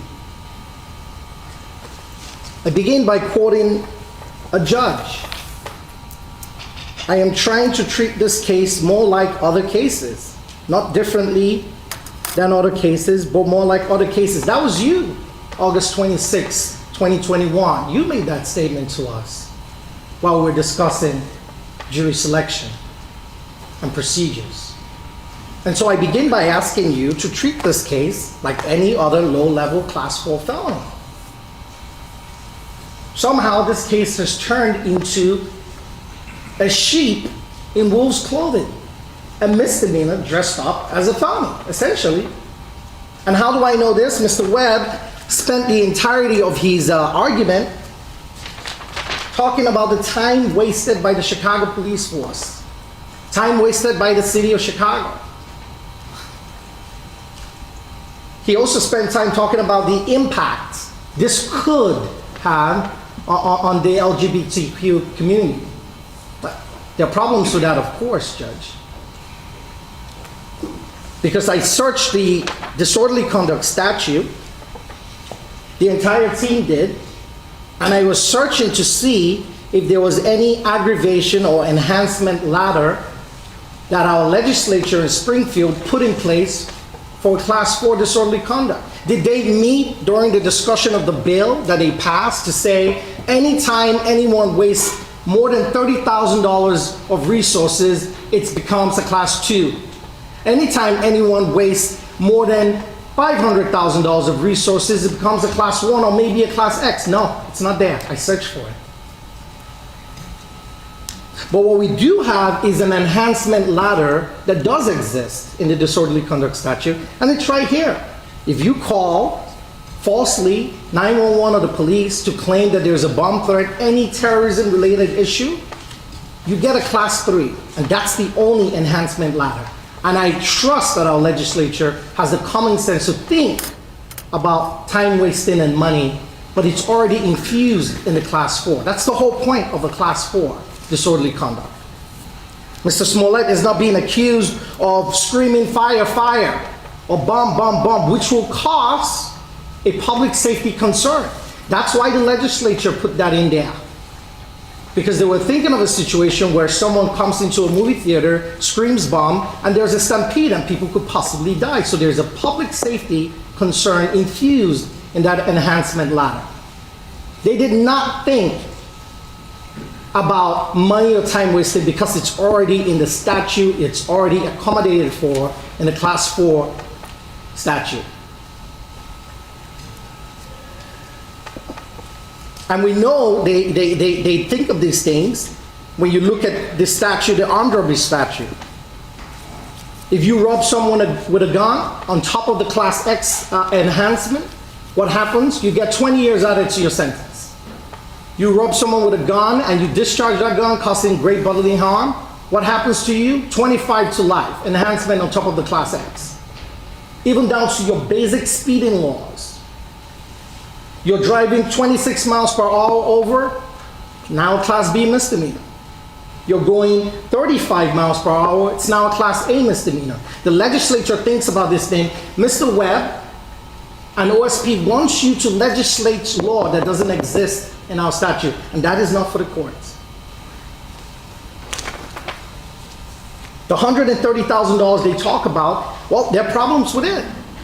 We can't take it at face value. Judge, you have the victim impact statement in front of you. If you look at the first 2 pages, there are no dates on that. If you look at the second 2 pages, highlighted are entries with dates, and only 4 of those entries are before February 15, 2019. Why is that important? It's important because on February 15, 2019, the Oshundaya brothers, according to testimony, confessed allegedly to this incident. And that was the day detectives let them go and began the investigation on Mr. Smollett. So why do we now have charges, most of which are after 215?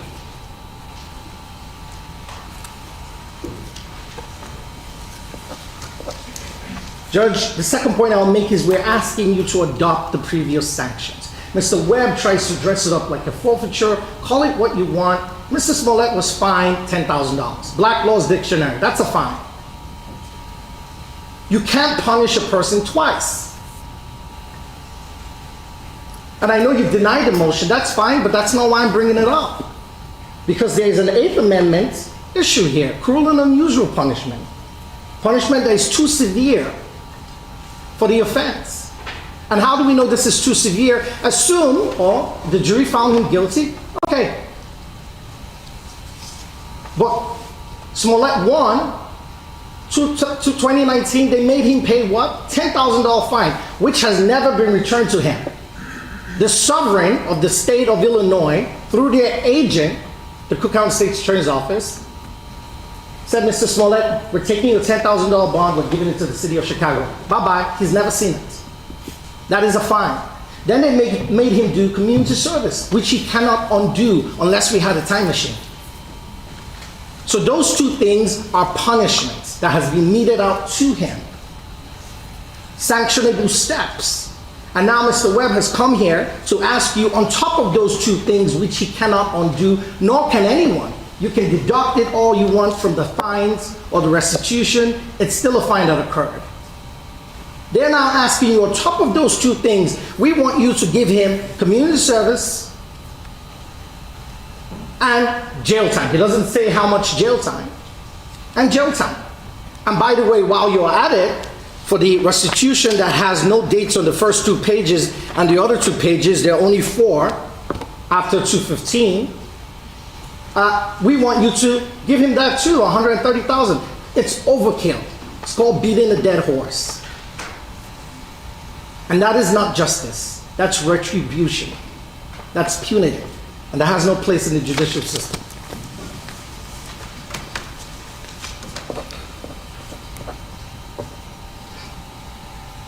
Why should Mr. Smollett get probation? You've heard from the witnesses. I'm not going to rehash the testimony. And you specifically heard during the trial from someone who was in here today, Pamela Sharp.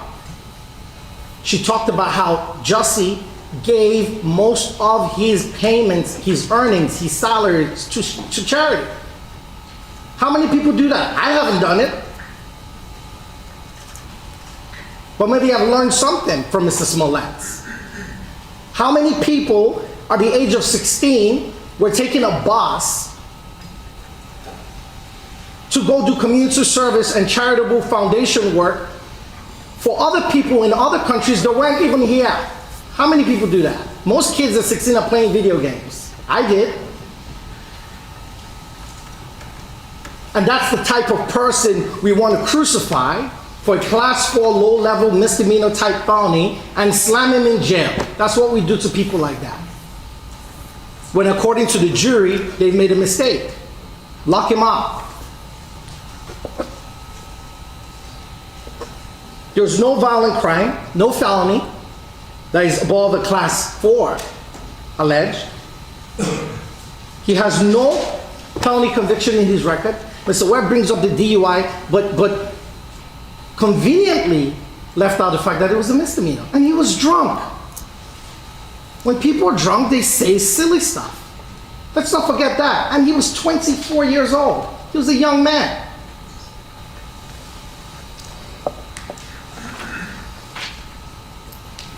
If Your Honor doesn't seem to, if Your Honor is somehow, and I don't know what's in Your Honor's mind, thinking, Mr. Uche, well, that's just you, you're his defense attorney, of course you're going to ask for probation. Well, the adult probation department here in this building that has been around forever gave you a probation report, Judge, and what did they rank Mr. Smollett using the Ohio risk scale assessment? They ranked him a 7. And when you compare that to the scoring system, 0 to 14 is considered low risk. So Mr. Smollett is not just low, but he's low within the low risk standard. 15 to 23, moderate risk. 24 to 33, high risk. 34 plus, very high. What do they recommend for a low risk individual? Minimal supervision, non-monitoring supervision. That's what they told you. Point 4. There is extraordinary public policy. Mr. Webb got up here and talked about Mr. Smollett's conduct, and that's offensive. He's a black man. He knows. You can't educate him on racism issues. And Mr. Webb got up here and said, well, Mr. Smollett, what he's done, because remember, they're trying to give you an enhancement that doesn't exist. What he has done, Judge Lynn, and this is what Mr. Webb is telling you, is he's now negatively impacted members of the gay community who would not want to report. Where are the statistics? Who said that? We still haven't got past the part that his case was dismissed and he paid a fine. And that's some serious constitutional issues. But what we do know statistically, in an era of partisan tribalism and hyper-aggressive tribalism, political tribalism, there has been bipartisan agreement that there's disparate treatment of black men and minorities in the criminal justice system. This is no longer a controversial topic. President Trump, a Republican, pushed forward the First Step Act. President Obama was known for his criminal justice reform. Governor Bruce Rauner put reform forward to remove low-level Class 4 nonviolent offenders from custody.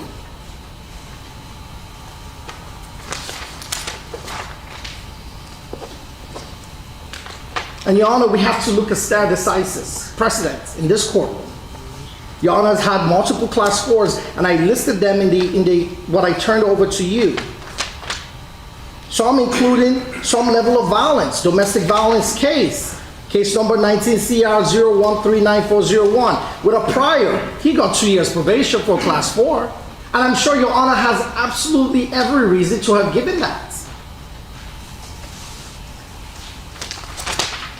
DUI, serious offense, involving public safety, 24 months probation, case number 21CR00591101. And I list a bunch of cases, 6 more, Class 4 felonies. And I bring this up to say, Your Honor has absolutely always been on the right track. And I do not mean to be condescending, I hope I don't come off as that. But this is an important issue. You heard from Tamara when she read the NAACP letter, the Black Lives Matter letter, and the Innocence Project letter. And they all say that there's disparate treatment of black men in the criminal justice system. They get punished harder and harsher for low-level offenses compared to white counterparts. That's a fact.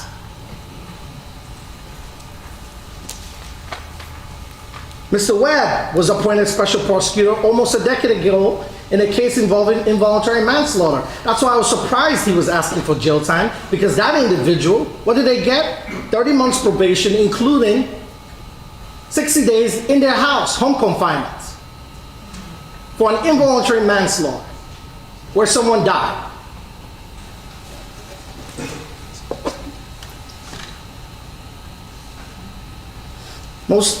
And I showed the statistics, Judge, I put it in the filing that I made.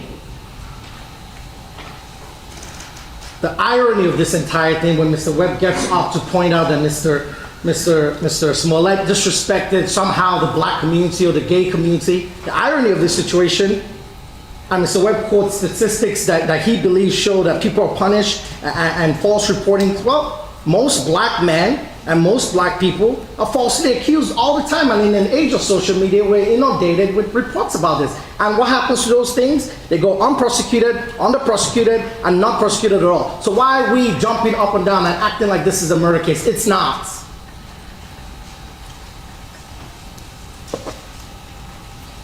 Even one of Mr. Smollett's jurors gets the big picture. This unknown juror spoke to the Chicago Sun-Times a day after the verdict. What did they say in quotes? "We didn't know what the penalty will be. Are we sending this guy to jail?" she said. The juror said she hopes Smollett gets probation. They were the ones that sat down through the evidence, and even her gets the picture, or he, whoever this juror is. They get it.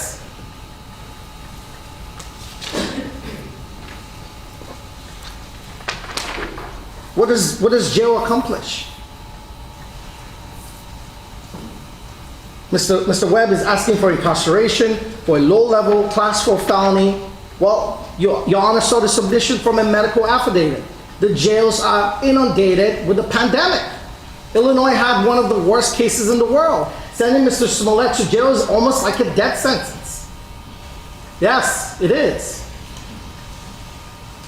Because anything medically can go wrong. And everyone reacts to the COVID-19 infection differently. Now, he hasn't gotten it yet, thank God, but I don't know what will happen in the jail, where I showed you studies show, unfortunately, the guards in the jail, unfortunately for them, and it's wrong, are always the last to get medical treatment, including booster shots, which as of January, they haven't even received.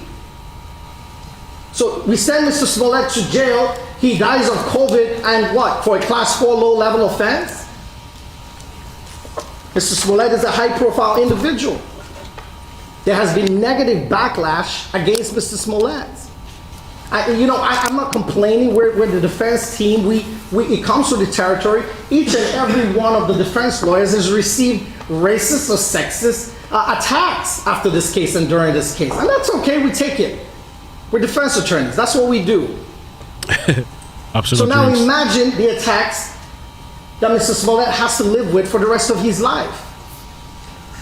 That is punishment enough, mentally.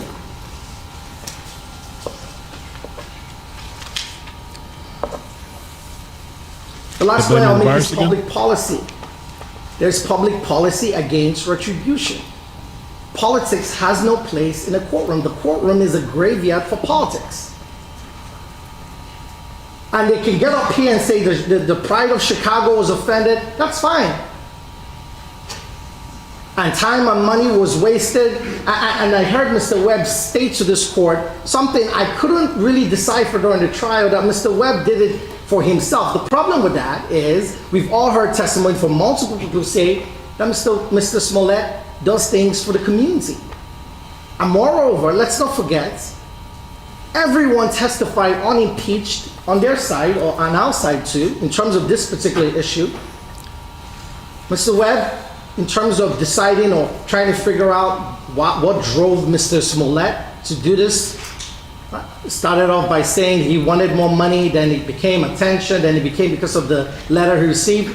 They haven't even up until now stuck to one issue. So I push back on that theory that Mr. Webb states to this court that Mr. Smollett did this because he was somehow benefiting himself. There was never a clear picture coming out of that for that. Are we still in the same trial? Judge, we ask you, at the end of the day, you are the one who decides the sentence of Mr. Smollett. But we ask you to decide it based on the law, not on the time wasted, not on a sprawling investigation. It's not here in our law. It's not accounted for. And there are many things you can do to make this a teaching moment. Here's someone that is a star. He's well known, people like him. After this case, or during this case, I doubt that anymore. But at the time, he has suffered. And we see it every day as a defense team. He has suffered, and it's enough. It's really enough. And I'm not asking you, Your Honor, I'm not in front of you, and I've appeared in front of you on other cases. I'm not here telling you, Judge Lynn, give him a break, let him just walk out and forget about this. I haven't asked for that. I haven't told you to dismiss this case right now in this argument. But I do implore you, and I ask you respectfully, to focus on the law and to temper justice with mercy. We've all made mistakes, Judge, in this life, and I'm speaking from your point of view because there was a conviction in this case. But what I will leave you with, he that is without sin among you, let him cast the first stone. Oh, Lord, come on. Everyone, a lot of people jumping around on social media, crucify him, how dare him. Everyone's made mistakes. And so, Judge, I'll be asking you to follow your precedents and follow, some of the recommendations. A lot of organizations offering to supervise Mr. Smollett. And that's really the way it should be. People are watching this case. Minorities, black people, I've gotten so many letters. A letter Mr. Allen and I got yesterday from a lady complaining how is a police officer who shoots a young man 16 times getting out of jail for 3 years, and someone might be suggesting incarceration for Mr. Smollett. That's a letter we got. So people are watching because people think in the black community that there is a double standard, and there is. But Your Honor has been one of the few people in the United States in terms of dispensing justice that has stuck to the letter of the law and has treated class 4 felonies the way they ought to be treated. And so, Judge, with that, I submit my client to your hands, and I ask you for mercy at this time, and I ask you not to allow a political stoking to influence your decision, which I know you would never, and I ask you to focus on the law and the fact that there is no enhancement ladder for time wasting and resource wasted. And so, Judge, one more thing I would say, Mr. Webb talked about the restitution. Now, Your Honor has the power to give restitution, and we concede that point at this time. But, Judge, what I would remind you is, if Mr. Smollett has to pay that amount or any amount Your Honor deems fit, he's lost nearly everything. He's had a very negative, significant impact on his career and his finances. So I would just ask that if Your Honor is going to give him that restitution order, you give him some time to pay that. And I was shocked Mr. Webb was asking for incarceration, because for a second I wrote out my notes thinking he was going to ask for some sort of suspended jail time, which will in a way be a middle ground. I disagree with it. To say, Judge, maybe you give him a suspended jail time to allow him to pay. If he doesn't pay the fine within 6 months, he gets 6 months in jail. I thought that's what Mr. Webb was going to say, but of course I'm not the prosecution. So Judge, I would ask you respectfully to give Mr. Smollett probation, and in fact, I will be asking for no fines based on the fact that he's been fined before. Thank you, Judge Lee. Thank you for listening to me. Mr. Smollett, you're about to be sentenced in this criminal case. Is there anything at all you'd like to say to anyone? You want a break? We'll take a break. Oh. 5-minute recess. Babyface says, I would rather BLM 757 be my lawyer than this guy. I can't deal with me, or I can't deal with me, at least they're going to stay on topic. Can't deal. With me, at least they're going to stay on topic. Got you. Sorry, I'm horrible at reading. So they're taking a little break. Yo, the I know it's completely like whatever. The steak thing, oh my God. It was so good. Here's the problem though with the air fryer. So the air fryer, the air comes from the top. And so the top rack heats up this meat, right? But then the second and the other rack didn't heat it up right. So, I mean, you just have to put it in longer. You have to take it out. It's probably because I put aluminum foil. But it came out really good, like super crunchy. It was nice. Like almost kind of crunchy. So they're taking a little mini break. We're going to wait here and see. Am I talking like too much into this thing? We're finally going to get the sentencing.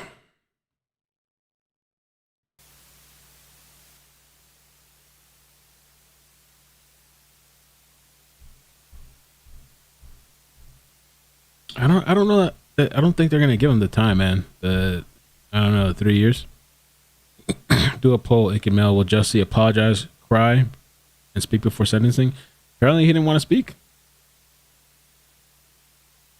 Or maybe is that what they're doing? They're rehearsing, they're gonna tell him maybe to speak or something? Maybe he could cry. That would be good, right? He did it on that was it a Good Morning America? Or somebody's show.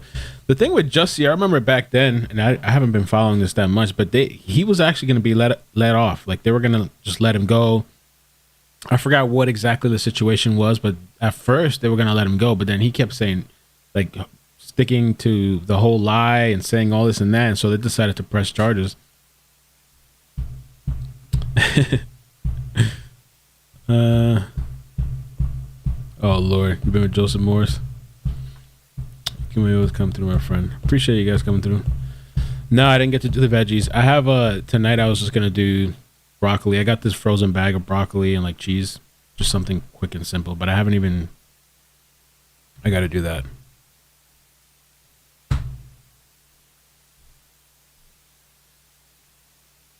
You guys want to pull for Will He Cry?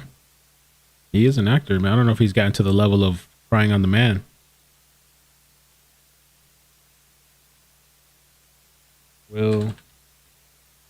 He was already crying too. I guess it's not that far-fetched.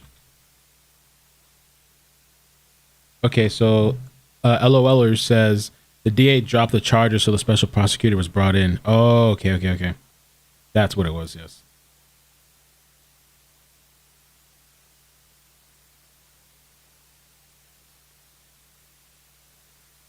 The air fryer thing was really good, but it's going to take a little practice. 1 year for each count and $250K. Damn.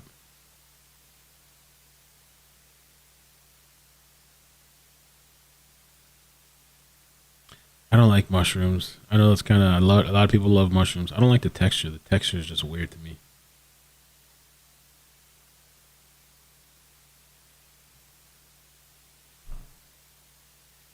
I actually do have some fresh broccoli, but the plan tonight was just the frozen ones. I should probably do the fresh ones before they go bad. The fresh broccoli, I tried it in the air fryer, like I think last week, and it didn't work out good. It was fresh broccoli that I put in the air fryer. Maybe I was supposed to do frozen, but I put fresh broccoli in there and it just like dried it out and it didn't taste good. I don't know if frozen's the way to go with that, but people are saying he is gonna cry. 90%. No to mushrooms? Okay. Sounds good. Yeah, I don't like mushrooms. It's just weird. It has like a minty taste. You know what I don't like either? Olives. I think olives are just so, and I know people that love it. I think olives are so nasty, man. Especially that like little red thing in the middle. And if that thing's anywhere in the food, it takes over the food and the taste and the smell. The smell doesn't even smell good. I don't know why people like olives.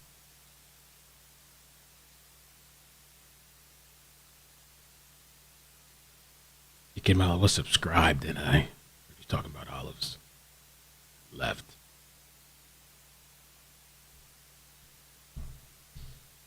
Opinion on Jussie? Oh shit.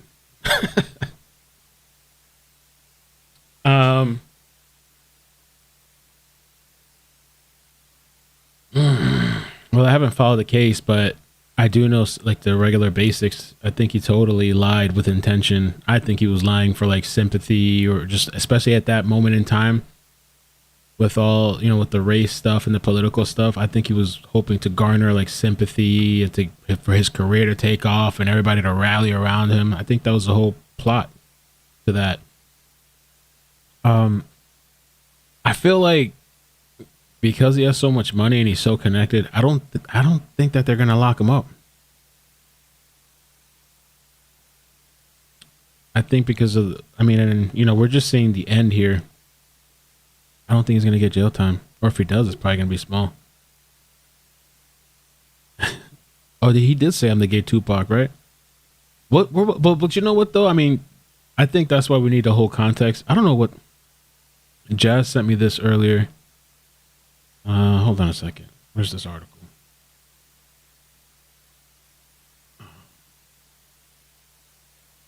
Did they end up talking about this? The supposed 2007 information, or let's see. Maybe I should open this up in a different. Too many ads.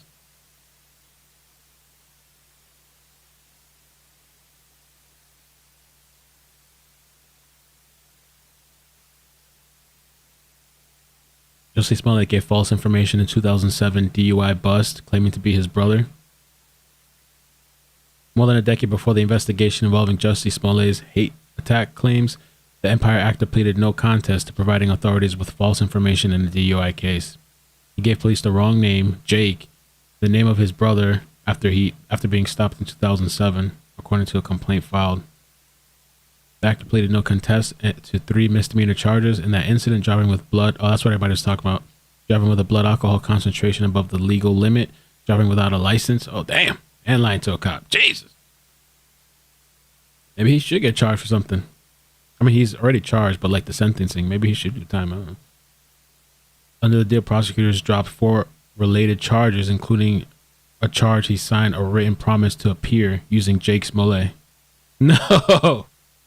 So even in the even in the charge he signed, he wrote it in the fake thing, Jake Smollett. He was sentenced to 3 years of probation in order to attend an alcohol education class. Nah, man, then how many chances are you gonna get? Oh no. Science says olives are delicious, bro. Come on. Do you eat the green and the black ones? I think the green ones are like worse. This is what it is when you got money, though. I mean, I was on the James Layritz case, the baseball, the Yankees player, and I sat there for like almost a month. And this is what it is when you have money.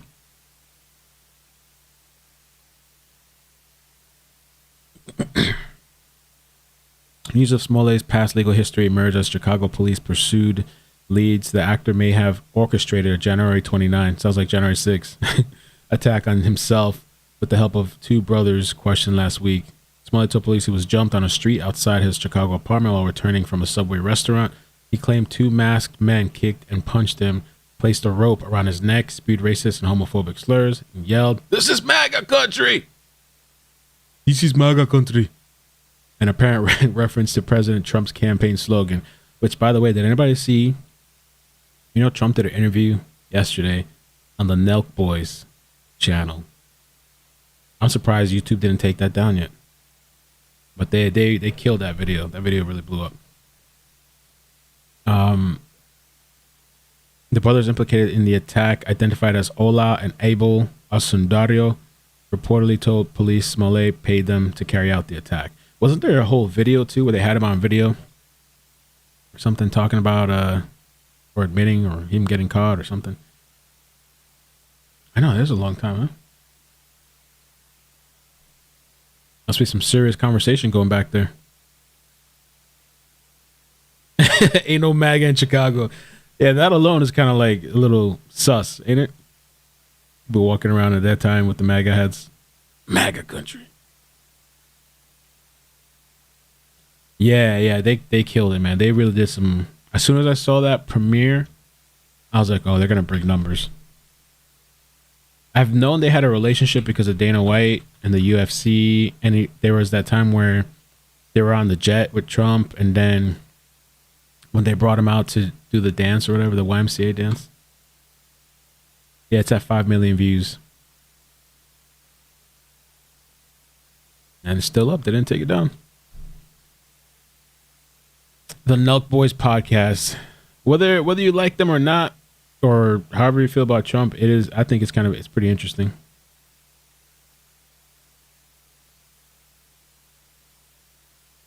Full Send podcast. It was interesting.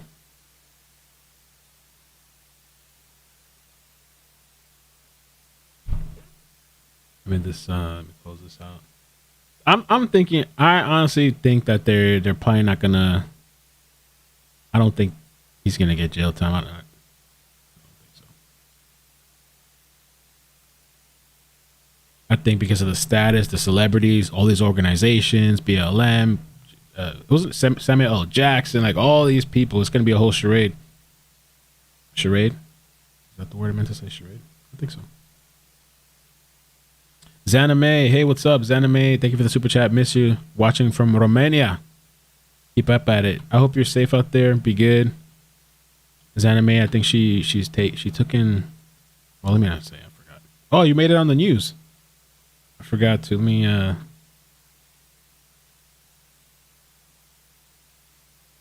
Soldier helps family members who evacuated and battled Ukraine.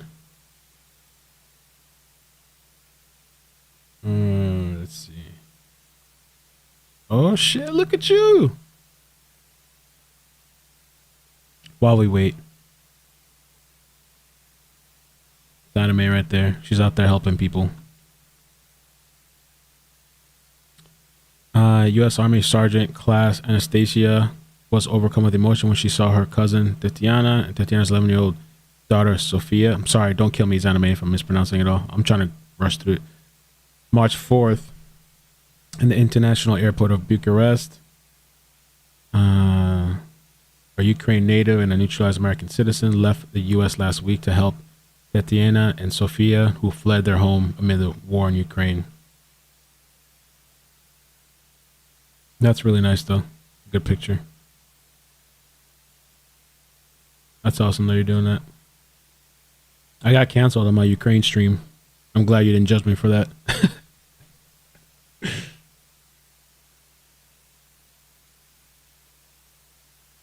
That's a friend of the channel, and she's on Discord, and she actually got me like some pretty cool NASA gear, shirts, all these little gadgets, but she went out there to help out.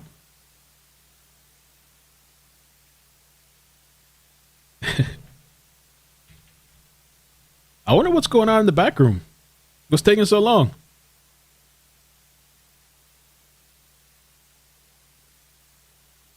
Yeah, that's awesome that she's doing that. She has a. Do you want to promote your thing or just mention you? You have a channel. Let me just mention your channel. I know you just started, but if people want to check you out, I'll put the link in the description.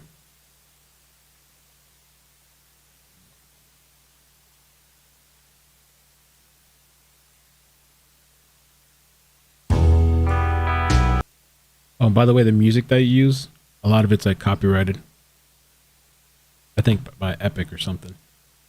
But yeah, let me plug you in here for a second. Boom. All right. So there's her channel. She just started, but she's speaking currently on the Ukraine stuff and all that. So if you want to check her out, you can.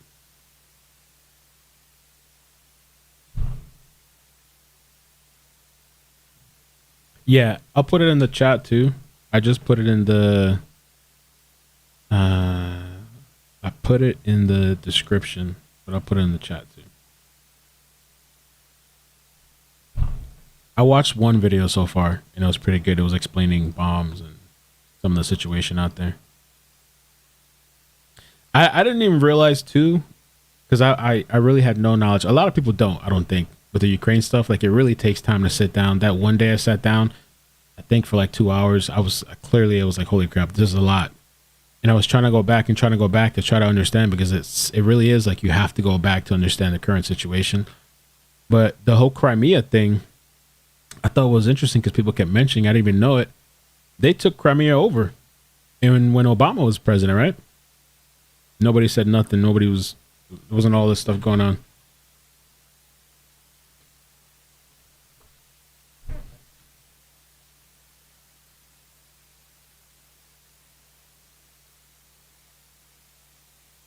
And now I guess they recently cut off the water.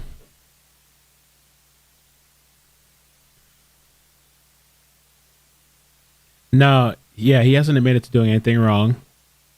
That's what everybody's saying. And he was found, these are the things he was found guilty of. 5 out of 6. And so now it's the sentencing. One article that I read says supposedly he can get up to like 3 years, something like that. Yeah, faces up to 3 years in prison for each of the 5 felony counts.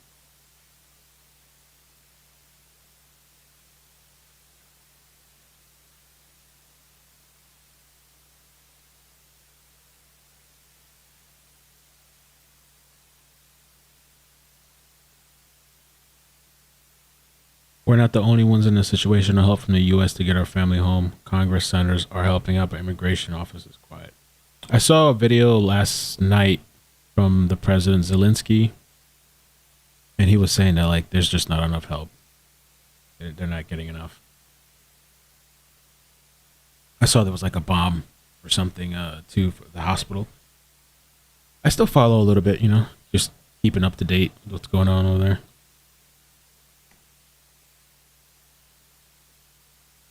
I see a lot of people in other places too, like kind of getting up and being upset about the Ukraine thing, because they're saying like, oh, we've been suffering and we have people dying and nobody cares about us. It's kind of it's a mess. It's become a whole mess.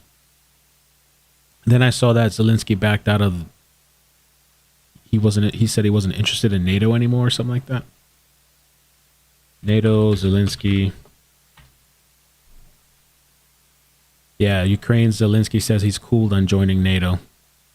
So I don't know. Does that mean that maybe they can work something out with Russia to like, maybe he'll stop Russia, or he's just going to still keep invading? Because I thought he claimed supposedly that was part of the reason why he was invading was the whole NATO thing. And supposedly neo-Nazis or whatever. Dename, thank you so much for the super chat. Thank you for the shout out. I'm stuck in Romania for now till I get my fan back. We'll return to making videos. Okay. Damn. I hope you guys stay safe. Be good. No NATO,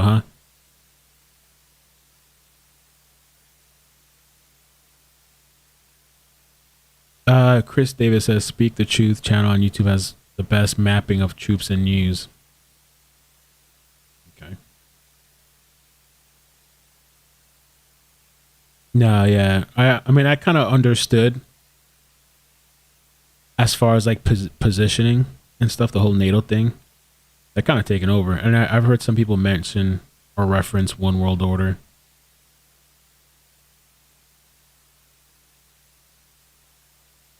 NATO is the problem. Ron Paul gets it.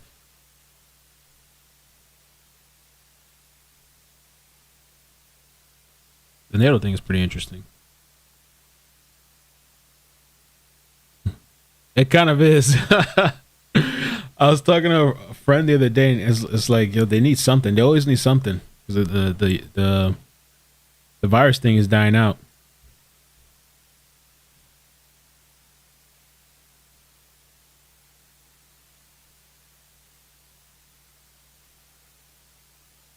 I heard that too. At first, the bio thing, I heard that's true, but I don't know. I'd have to check it out. Check feed, Mel. Where? Discord? Public chat. No. I'm kind of curious what people are saying in the chat there. 17 minutes must have not ordered Jimmy John's. Says, oh, inquire one more time, Mr. Smollett. You have an opportunity to say something if you'd like to say something, and you have an opportunity not to say something. It's up to you whether you say something or not. But here's your chance if you do. Judge, I've spoken to my client. He, as I pointed out and Ms. Glandian pointed out, has very serious constitutional technical issues and many more issues, substantive issues with this case. As a result, I've advised him not to make any allocution based on his appellate rights at this time. Well, you may give him advice, but I need to hear from Mr. Smollett directly because it's his decision. So, Mr. Smollett, do you want to say something or would you rather not say anything? That's fine. All right. All right, we're at the end of the road here. This matter has been pending in the criminal justice system for 3 years, approximately. It's been approximately 2 years on this particular docket. We had an original indictment that was returned by the Cook County State's Attorney's Office. There was a quick dismissal that occurred in this case that caused tremendous consternation in the community, and to this day is a basis of great confusion and misunderstanding and mistrust. In any event, some things happened after the first dismissal, the only dismissal on the case after the first indictment. People were very upset. One person came forward in particular, and that person, of course, is Sheila O'Brien. Sheila O'Brien is a former retired appellate court justice in the state of Illinois. She came to court as a common citizen without credentials, just by herself. And she said she had a grievance and she wanted her grievance heard. And she thought that with the handling of the case by the State's Attorney's Office of Cook County was so upsetting that she was losing sleep. And she explained in her petition all the reasons that she thought that a special prosecutor had to be appointed, not to necessarily indict or do anything in particular, but just to look at this and give it a fresh look because something appeared to be wrong. The case ultimately got assigned to Judge Michael Tooman. And I can say that among his peers, among his fellow judges, Michael Tooman is considered cream of the crop. He's a long-standing veteran judge, been a judge longer than I've been a judge. He sat in this building for many years. He sat on the appellate court of Illinois. He's the current head of the juvenile justice system. He has been a long-standing judge who has a reputation for knowledge, integrity, honesty, and always knowing what the right thing to do is. He took this matter under advisement and hearings were conducted. And after all these hearings were conducted and he listened to both sides, he heard from the State's Attorney of Cook County, he heard from Ms. O'Brien, he recognized that there was confusion in the public, there was concern, that confidence in the criminal justice system locally here was at risk and may have been damaged, and that the case required a second look. And Michael Tooman, in his wisdom, sought out the proper, what he thought to be the right person to address this, and he identified Dan Webb and the Winston Strong law firm as the people that might be able to take on the task. Dan Webb and Winston Strong agreed to take on the task, and as I already indicated, they did this pro bono, which means they did it for free. I don't know that at the time they signed up for this, that they had any idea that it was going to be as work-intensive as this case has become. This case took several years, and we were slowed down by COVID a little bit, but the amount of pretrial motions that were filed were exhaustive. I have never, other than death penalty cases, which I used to preside over, seen anything like the extent of filing of pretrial motions. And I'm not faulting the defense for filing many motions. I will just say that this case received as much attention and was gone over every little bit of it by a fine-tooth comb as thoroughly as any case I've ever seen before. The stacks of pleadings are high. I've got stacks on my desk that are unprecedented. And we had to wade through all of them, and it took a long time to do that. And there was a tremendous amount of attorney manpower and billable hours that were lost by the Winston Strong firm. And they did it selflessly. They did it because they thought they needed to do the right thing. All I can say as a member of the judiciary, thank you, because that was very, very extraordinary. And I have no idea what the amount of billable hours are, and I can only imagine, but I think it is huge and truly significant. In the event, what happened here is that after Mr. Webb and his team reviewed the case. They had several assignments, one of which was to look into the conduct of the State Attorney's Office, and they returned a report to Judge Tooman about that, their findings about that, another about the Chicago Police Department and their handling the case. They did that. But what's relevant here, of course, is that they went to another grand jury, and they returned a second indictment. And the second indictment, ultimately by random, got assigned to this particular court. And we came here. We've been here for a couple of years now. Well, the pretrial motions have been resolved. A trial by jury was held. The defendant was found guilty of 5 to 6 counts of felony disorderly conduct, Class 4 offenses. Our post-trial motions have now been resolved. The pre-sentence investigation has been completed, and we're at the final step of proceedings on the trial court level of the criminal case, and that's sentencing. Let me talk first about the sentencing range, because I think there may be some misunderstanding, at least how the court assesses the sentencing range. This is a Class 4 felony. This is the lowest class felony in the state of Illinois. I will note that legislatures throughout the country, in Illinois in particular, have constantly cut into judicial discretion and forced us to have mandatory sentencings under different circumstances. We have to do this and we have to do that, and try to have some kind of cookie cutter justice. But that does not exist in this case for me. I am left unfettered. Under Illinois law, the range of sentence in this case is as follows. Mr. Smollett is looking at a probationary term of up to 30 months. He can receive time in the county jail as a condition of probation of up to 180 days. He can be ordered to perform community service, ordered to participate in behavioral classes, ordered to pay restitution, ordered to pay a fine. He's also subject to a penitentiary sentence of what I find to be 1 to 3 years. Now there's talk about, well, what about 5 counts? Shouldn't he be at least eligible for a 15-year sentence?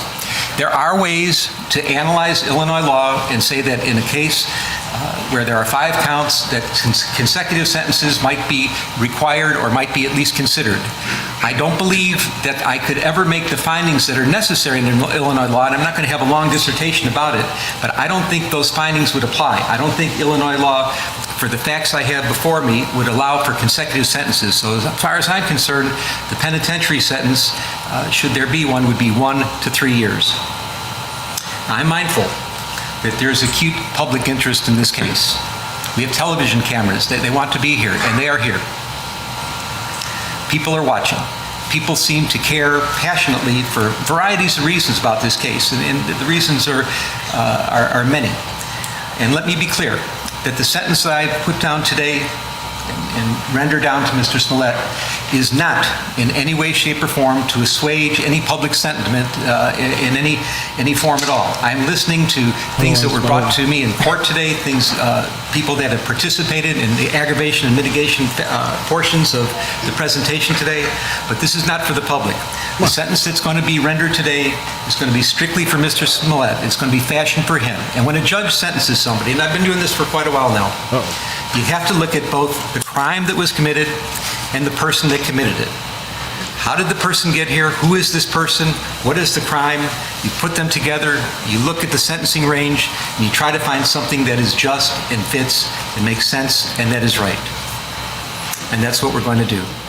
Let me tell you, Mr. Smollett, I know that there is nothing that I will do here today that can come close to the damage you've already done to your own life. You've turned your life upside down by your misconduct and shenanigans. You've destroyed your life as you knew it, and there's nothing that any sentencing judge could do to you that can compare to the damage you've already caused to yourself.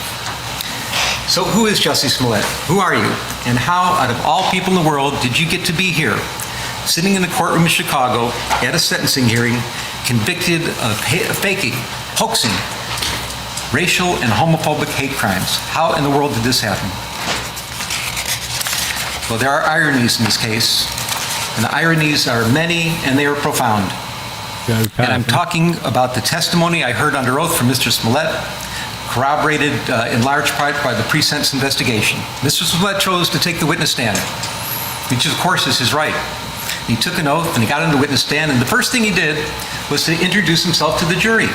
He wanted the jury to know who he was, where he came from, what he was about. And I heard it on the witness stand, I heard it corroborated today by the witnesses that came and testified on his behalf. There's no question. Mr. Smollett was born into a mixed-race family. His mom is an African-American woman. His dad was a white Jewish man.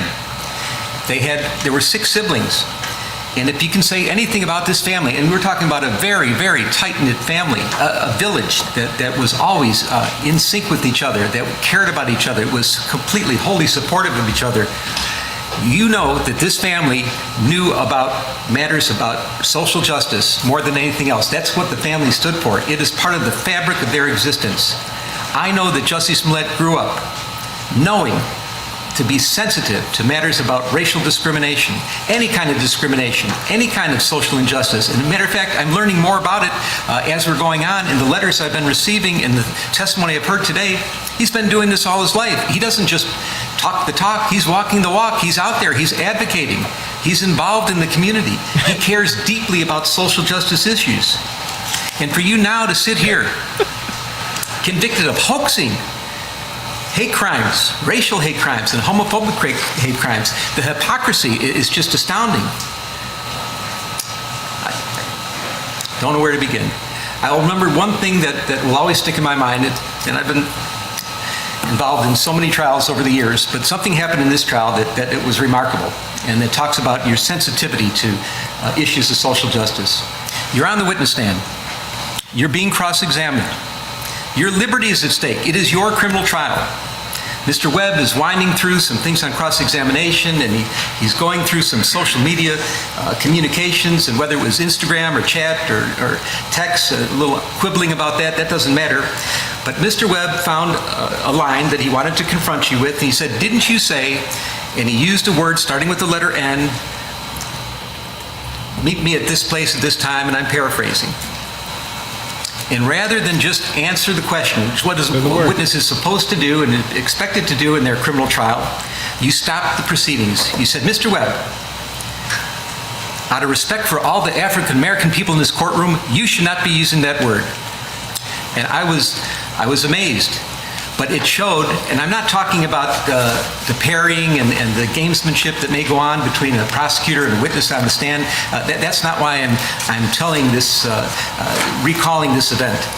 But what I'm talking about is how sensitive you were to any kind of slight, that anybody, if the wrong words come out of somebody else's mouth, you're going to get up and speak up and complain about it and make sure that they know that they're not behaving the way you're supposed to behave. So you know better than anybody else that these are serious matters. They're serious to you. They're clearly serious to you and as your whole family.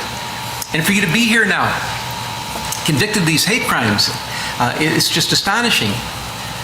Faking hate crimes. So why did this happen? That's a good question. I think that's the question on everybody's mind. There's some conjecture you did it for the money. Frankly, I do not believe that you did it for the money. You were making, the evidence showed, close to $2 million a year when this happened. I don't think money motivated you at all. But the only thing I can find is that you really craved the attention, and you wanted to get the attention, and you were so invested in issues of social justice, and you knew that this was a sore spot for everybody in this country. You knew this was a country that was slowly trying to heal past injustices and current injustices and trying to make a better future for each other. And it was a hard road. And you took some scabs off some healing wounds and you ripped them apart for one reason. You wanted to make yourself more famous. And for a while it worked. Everybody was talking about you. The lights are on you. You were actually throwing a national pity party for yourself. And why would you do such a thing? Why would you, I understand, you crave the attention so much, but why would you betray something like social justice issues, which you care so much about? And the only thing I can conclude is that, and I acknowledge, there are wonderful sides to you. There are very giving and charitable and loving sides to you, but you have another side of you that is profoundly arrogant and selfish and narcissistic. That's the only thing that can be concluded. And that bad side of you came out during the course of all these events. Let me talk about hate crimes for a minute. I've been a criminal judge for many years, and I've heard many victims of crimes testify in front of me. And any victim of a crime, no matter what the crime is, they are demoralized by what happens to them. It doesn't matter if you're injured unjustifiably, if somebody hurts you, and it may be cripples you or damages you in some fashion that's going to be long-standing injuries, if your property is stolen, your vehicles are stolen, people go into your homes, your possessions are stolen, people do all kinds of terrible things, it is a demoralizing experience. And sometimes it's the worst experience that anybody can ever go through in their entire life. And then if it turns out that the motivation for the criminal to do something bad to you was because they hate you because of your race, because of your ethnicity, because of your gender, your sexual orientation, your religion, your age, your disability. If that was the reason for it, it is exponentially worse. There is nothing worse than to be a victim of a hate crime. It is the worst thing that can happen, especially in our country with all our history and all that we're going through now to try to get around some of these issues. Hate crimes are the absolute worst. And I believe that you did damage to real hate crimes, to hate crime victims. There are people that are actual, genuine victims of hate crimes that you did damage to. These are people that have a difficult time coming forward. They may be mistrustful. They may not want to bring it to the attention of the community or first responders. There may be some trepidation. I don't know for sure how much damage there was. I don't know how this is going to impact other people, if they're going to be hesitant to come forward because they're going to think that they're going to be accused of acting like you and doing a stunt like you pulled here.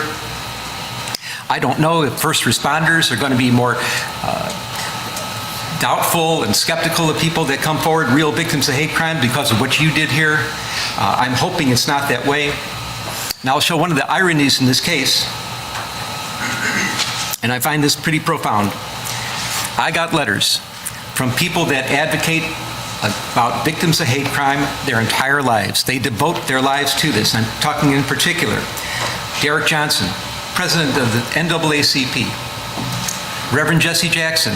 He's an icon here in Chicago. No introductions necessary. They devote their whole lives to addressing issues about social injustice and hate crimes. And they are here today asking me to show you mercy. And I take that seriously. I find it profound. I take it seriously.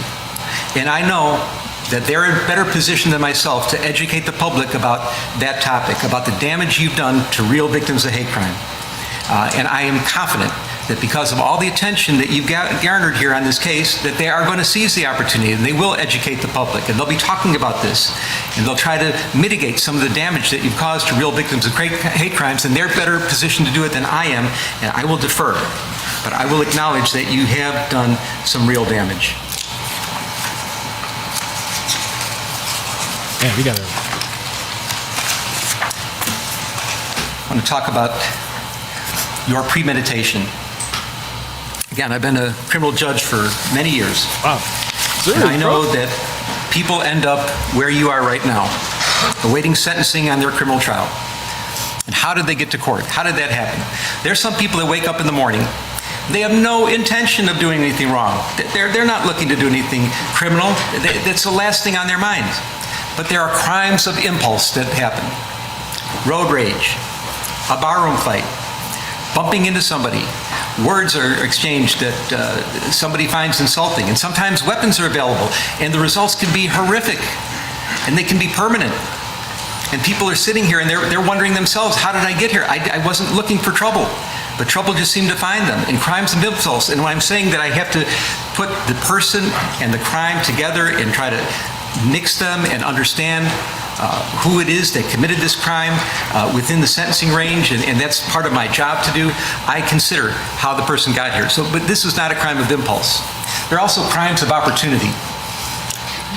Walking down the street and somebody they left the keys in the car with the motor running, and they take the car.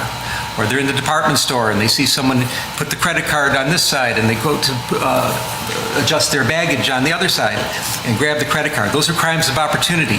They didn't wake up thinking they're going to commit a crime, but something just looked too tempting to them. They use very bad judgment, and then they get in trouble, they get caught, and here they are. But then there are crimes of premeditation. Mr. Smollett, that's what you are all about here, crime of premeditation.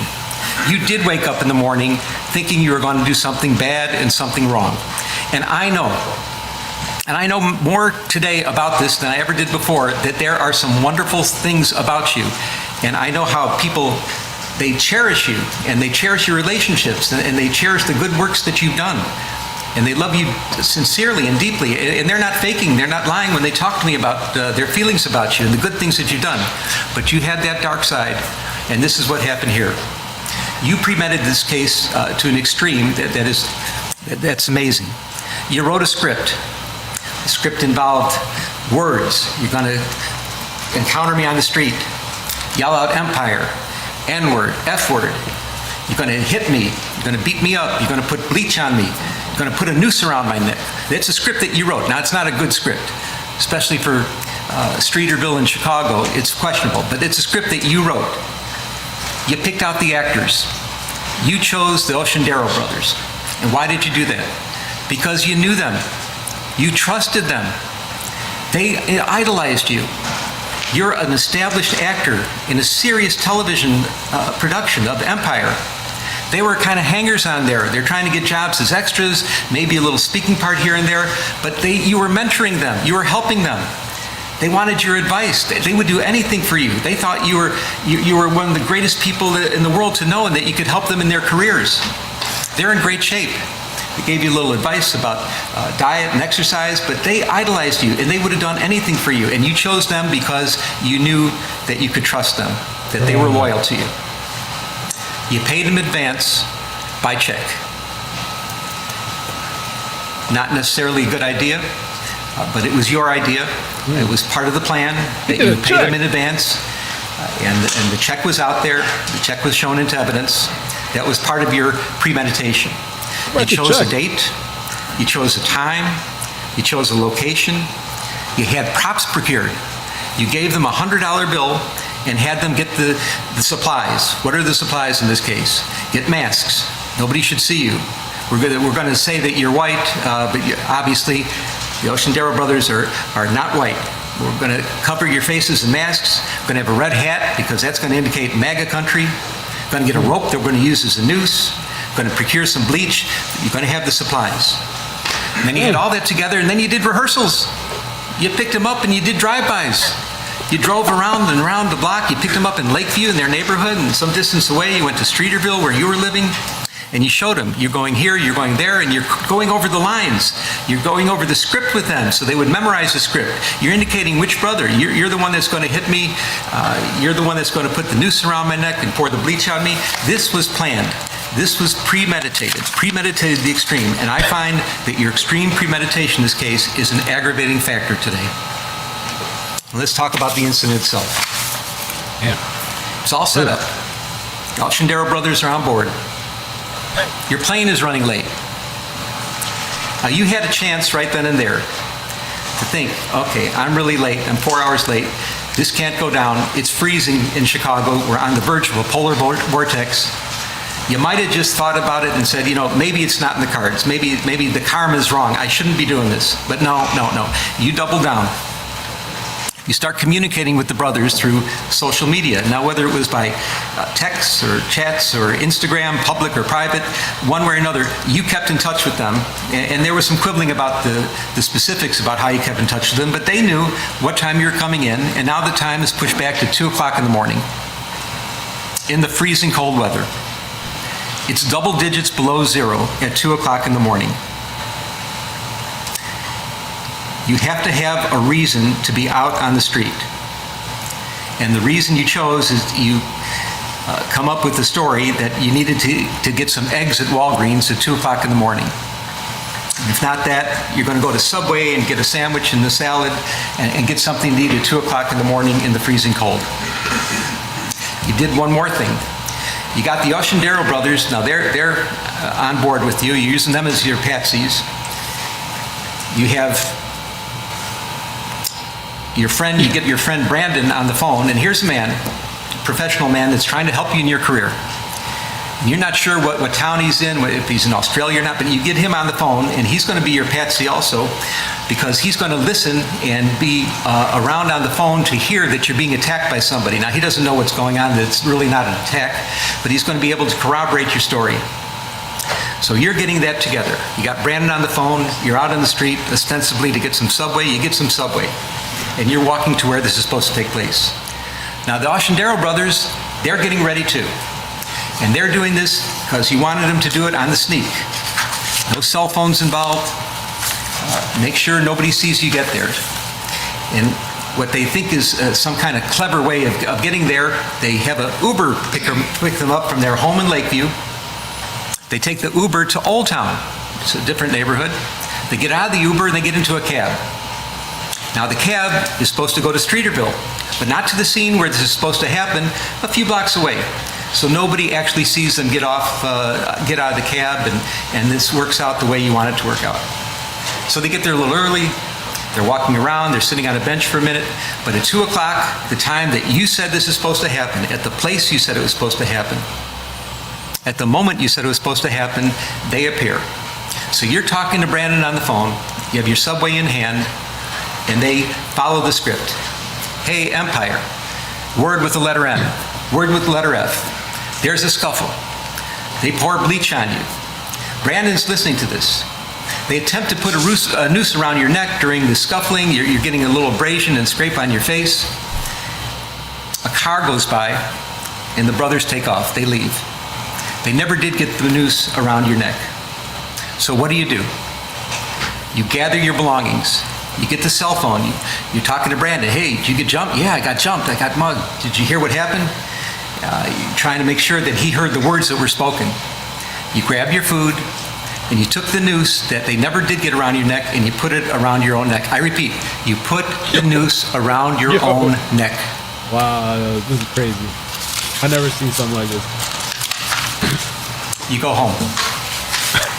Video footage shows that when you walk into your residence, you have this noose dangling loosely around your neck. You go into your apartment, the police are called, the police arrive.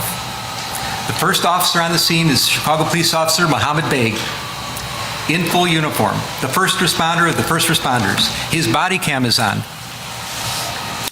He sees you. And now he sees that that noose is around your neck, but it's not the way that you walked into the house. Now the noose is up at your throat. You've maneuvered the noose, and you've made it look worse than it was. This is part of your plan. Officer Beg asks a simple question: what happened? And then you start to lie. And you haven't stopped lying ever since. You've been lying and lying and lying about this case, and that's why you're here today. You want to fake an incident on the street, try to get some attention at work, try to have somebody else feel sorry for you. That would never have got you here. The problem was you lied to the police, and you caused all kinds of consternation. You caused a major investigation to take place, which got many people involved and caused great stress throughout the city and throughout the entire community here, and that's the problem. That's why you're here now. Those were the crimes you're convicted of. Not the shenanigans out there, but the lying about it, making it up, and that's why we're here now. You repeated your lies at the hospital. 6 counts were put together. The jury found you guilty of 5 of them. One was a little bit different than the others, and I understand that. Let me say, from my vantage point, and I was obviously here at every stage of this trial, I thought the jury's verdict was accurate, correct, wholly corroborated, but what could only be described as overwhelming evidence of guilt against you for lying. That's the crime you're here for, lying to the police. Well, Officer Beg took this very seriously. He said, that's a horrible thing that happened. And he started the process of police investigation. Detectives got involved. You ended up at the hospital. All things were starting to happen, and this word got out. And you're not just any person. You have a little bit of celebrity about you. You were known in some circles as a very competent actor, a really good actor in a very serious television production called Empire, and people knew about this. And because you're a celebrity and because you've been so active in all these social justice causes, and this is what is so unbelievable about this case, that you of all people are here convicted of hoaxing hate crimes. You who know better, who are out there in the world trying to be something for the good in social justice causes, that you ended up here right now like this. It's crazy, but you know people in high places, elected public officials. They reacted. You knew mainstream journalists. They reacted.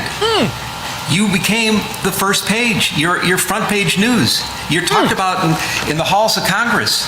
People are talking about making laws to prevent what happened to you to happen to anybody else. People on mainstream media are decrying what happened. What kind of country is this? How could they do this to Jussie? We know Jussie. He's such a gentle guy. He's the guy that was described to me by all the family and friends that I heard from today. And I believe that Jussie exists. But you use them as your patsies too. They were giving you the national pity party you wanted. They're putting you on the front page. All the attention is on you.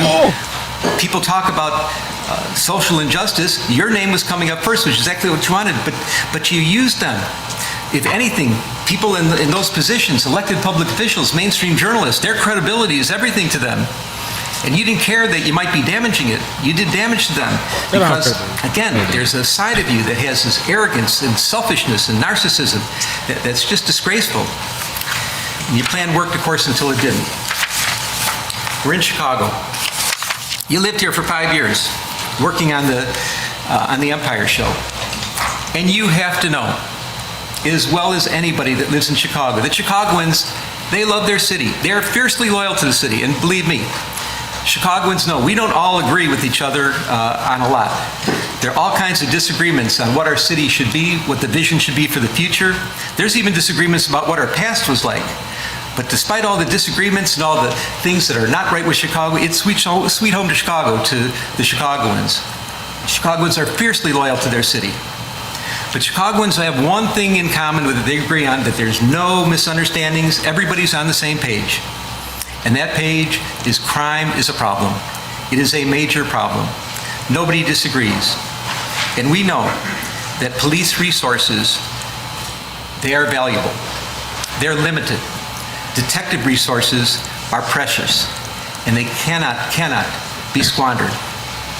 And what you did, because you were selfishly, arrogantly, and narcissistically bringing attention to yourself, it's the only reason you could have been doing such a crazy thing that you did, was you took away a lot of resources from other places, from other real victims of real crimes. You used up the police resources for your own benefit, and that's a big problem here. What you did is you created what we call around here a heater. What's a heater? A heater is a case that when it's reported to the public conscience is shocked to such an extreme that the public is demanding that the police solve this crime here, right now, right here, right now. Everything else has to take second place. The heater has to be addressed. And you created a heater. And boy, did they put on an investigation. And I know that I've been listening to Chicago police officers and listening about police investigations for many years. And it's certainly not a perfect police department. It's perhaps unfairly maligned in some respects as well.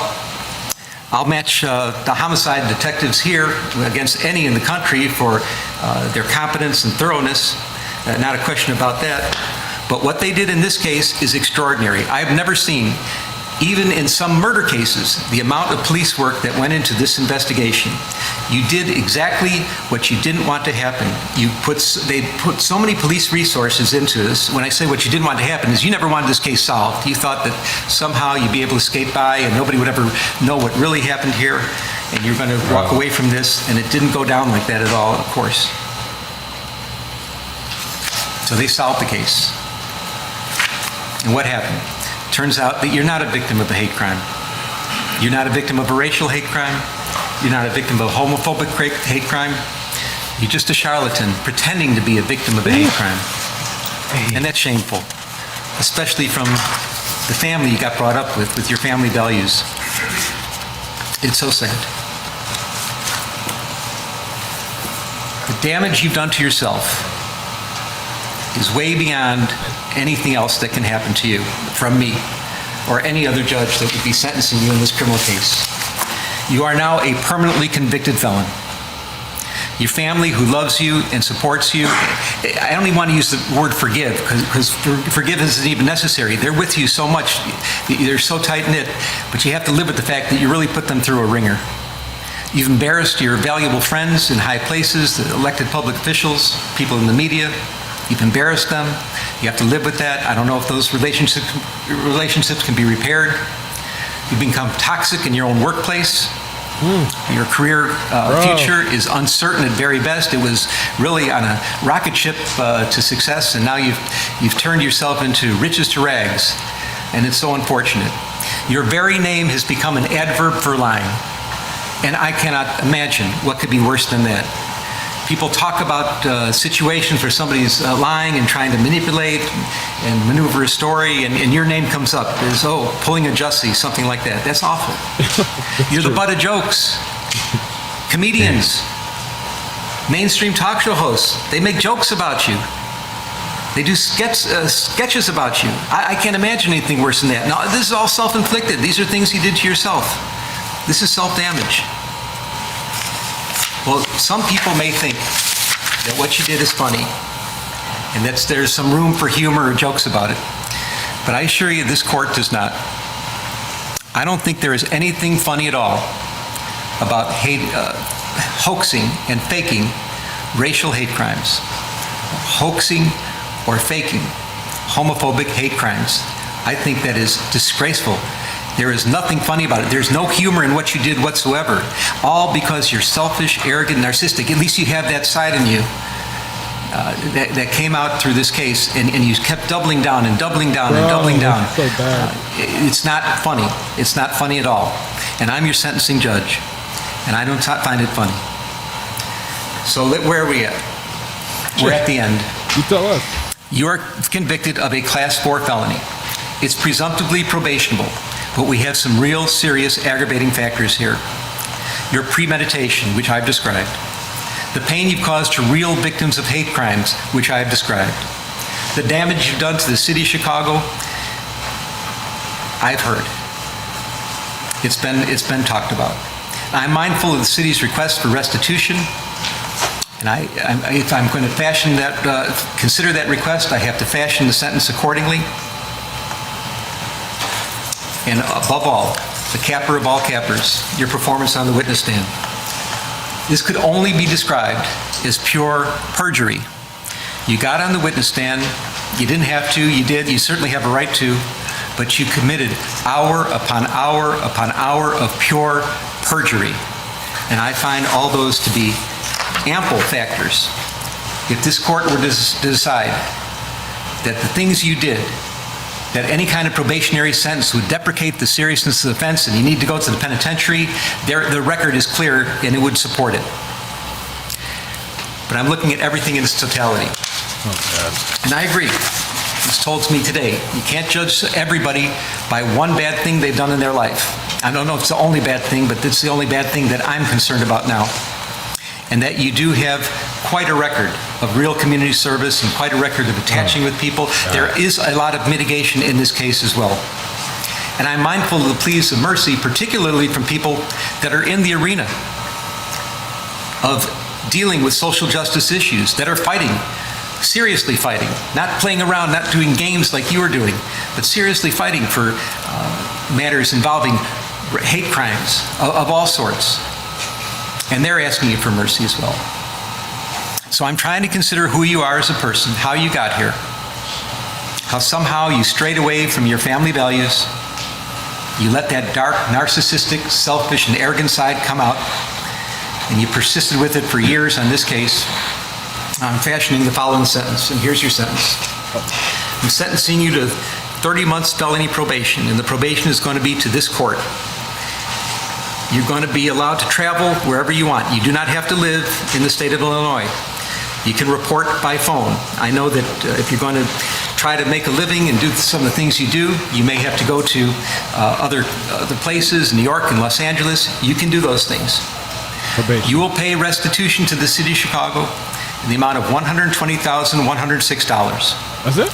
You are fined $25,000, which is the maximum fine. And you will spend the first 150 days of your sentence in the Cook County Jail. And that will start today, right here, right now. Mr. Smollett, so the jury found you guilty and I've sentenced you as I have. You have the right to appeal the findings and rulings of the court or ask your sentence to be modified. To do those things, you need to file a notice of appeal in writing within 30 days. You may also file a motion to modify your sentence, which would have to be filed in writing within 30 days. Anything not stated in those filings are waived for purposes of appeal. If you cannot afford lawyers or transcripts, they would be provided free of charge. Do you have any questions? No, I would just like to say to Your Honor that I am not suicidal. That's what I was about to say. Okay. I am not suicidal. Okay. I am not suicidal. I am innocent, and I am not suicidal. If I did this, then it means that I stuck my fist in the fears of Black Americans in this country for over 400 years and the fears of the LGBTQ community. Your Honor, I respect you and I respect the jury, but I did not do this, and I am not suicidal. And if anything happens to me when I go in there, I did not do it to myself, and you must all know that. I respect you, Your Honor. I respect your decision. Jail time, I am not suicidal. Okay. Mr. Uche, let me inquire, are there any post-sentencing motions you care to present right now? Yes, Judge. Yes, Ms. Widow. The defense would wish to present a motion to reconsider sentence. Yes. File it in stanter. Wait, no. It is timely filed. No. And let me say, I've obviously considered the sentence at great length, and it's timely filed, so it's preserved for purposes of appeal. Motion to reconsider sentence is respectfully denied. He needs more time. And is there another, one second, Randy. Anything else? Just a second. Is there going to be a notice of appeal filed? Yes, Judge. We're filing a notice of appeal. We're going to be emailing to the court right now, to the office. You're doing it in stanter, and are you going to be handling the appeal? Judge, as of now, yes. Well, you have to commit to handling the appeal through the appellate court. Okay. All right. Notice of appeal may be filed. Charlotte, now I need the prosecutors to work with Charlotte, the probation officer, to work out probation specifications with the conditions I just explained. 150 days in the county jail, the restitution, the fines. Oh, and also statutory DNA and costs are ordered as well. That's statutory. So you have to fill out the probation specifications, and I'm going to get somebody to help you do that, but we need to get that done in stanter. Anything else today? Yes. Your Honor, if I may, in light of the notice of appeal, we would ask that you suspend the jail sentence in light of the Do what? filing of the notice of appeal. Did I do what? Suspend the jail sentence in light of the notice of filing of appeal. That will be respectfully denied. Yes, Mark. Mr. Lewis. If it could be stayed in light of our notice of appeal. No, I'm not staying. No. The wheels of justice turn slowly, and sometimes the hammer of justice has to fall, and it's falling right here, right now. I'm not staying this. This happens right here, right now. Okay. Charlotte. Yeah, you can tell. Look at his demeanor. That guy's so egotistical. Yeah, Should give him I'll some talk more to you about it. time. I'll give you those details. Okay? All right. Any other matters to come before the court today? All right. Defendants remanded to the custody of sheriff. Court is adjourned. Yo, did you see like his sass and shit? Look at him. What did he sing? How can I hear that shit?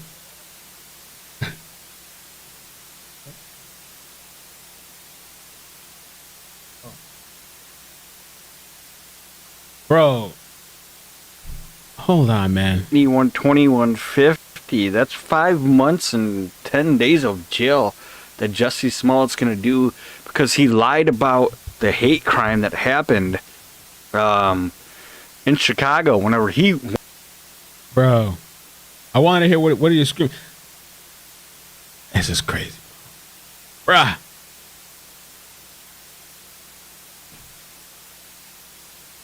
Bruh. What was he screaming? Was he saying BLM? Black Lives Matter! Ah!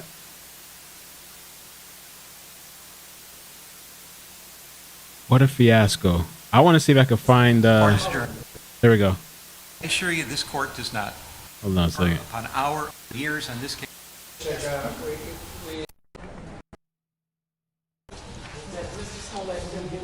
Okay. Let's see. Yeah, I'll talk to you about it. I'll give you those details. Okay. I don't know if we'll hear it. Yeah. Any other matters to come before the court today? All right. Defendants remanded to the custody of sheriff. Court is adjourned. Did they cut it off here? Oh, they cut it off. I am not suicidal.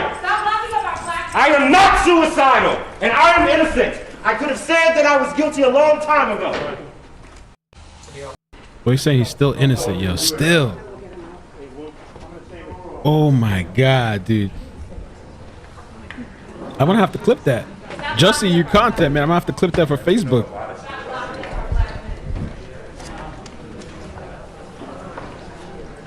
Bro, talk about a climax, right? Like, that's how it should be done. Wow. Was that kind of weird to say? I don't know if that was weird.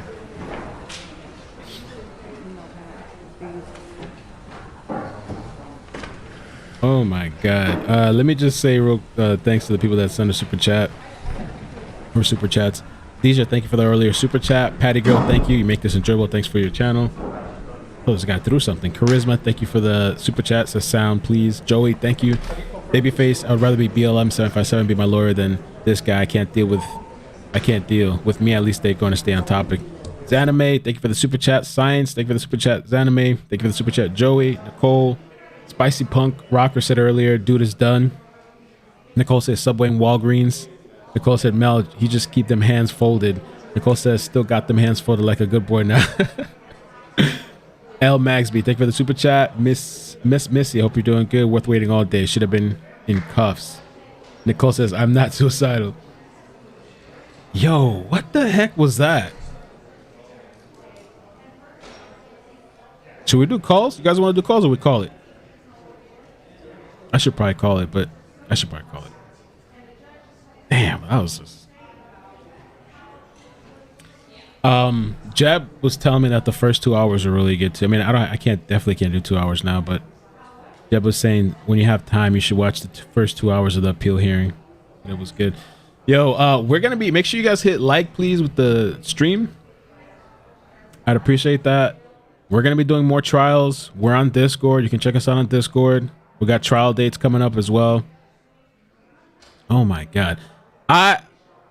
The judge had me like filling all top of the place, like filling all over. You want to do calls? A little bit of calls? Fuck it, you want to do calls? I feel like I need somebody that can run the channel and take over it for a little bit. I can't right now, but when these moments happen, like I need somebody to like, all right, yo, take over for like 30 minutes and let me go do this. You manage the calls or whatever, and then I come back. Bang.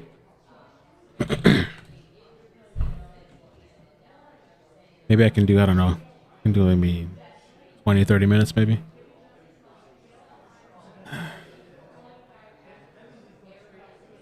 Bro, what bothered me a lot was just his arrogance. At the end, I mean, 5 months? Take the time. L Magsby, thank you for the membership to 15 months. Amazing. Said thanks for all you do. Mel, thank you for the membership super chat. I'm gonna open up the lines for a little bit. If anybody wants to call, just give some thoughts. Definitely have to keep it to 3 minutes a call. Bro, I was not expecting that, man. I had a couple people hit me up tonight and they're like, yo, this thing is going on. But I'm like, yo, is it too late to get on? Is it too late to do this? Like, does it even make sense? They're like, no, it's good. I was like, all right. And the judge broke down the entire trial anyway. We didn't even need to watch the entire trial. The judge went through the entire thing. I was like, God. All right, let me call myself. Oh my. Thank you for calling Call-In Studios host and call screener line. Please enter your show or meeting number and press pound.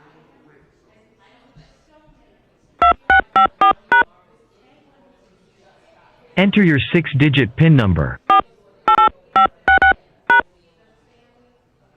Welcome, host. You are now in the host room and can manage your callers from the Call-In Studio web interface.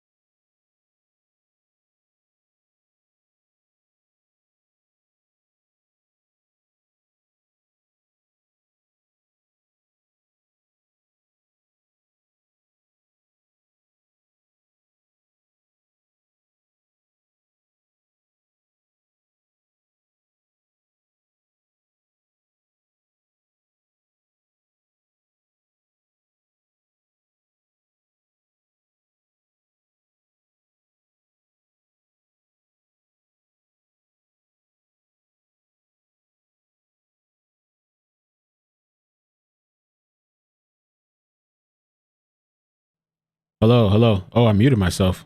There we go. Oh my God. All right, we good? 954-787-3009 if you want to call in. If not, we'll call it. That's cool too. 787-3009. Jussie. Anything else about it? This is part of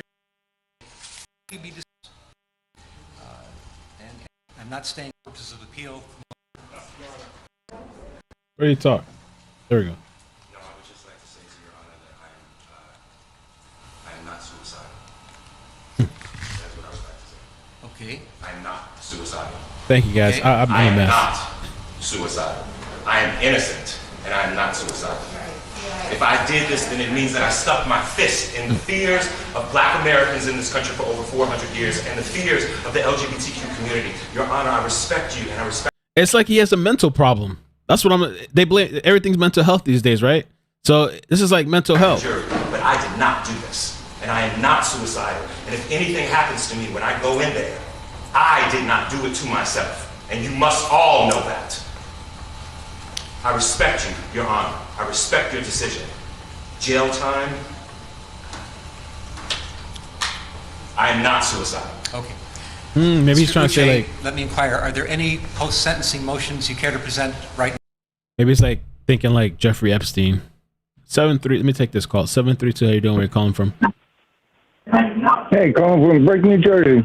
Hey, how you doing? Welcome. Thanks for calling.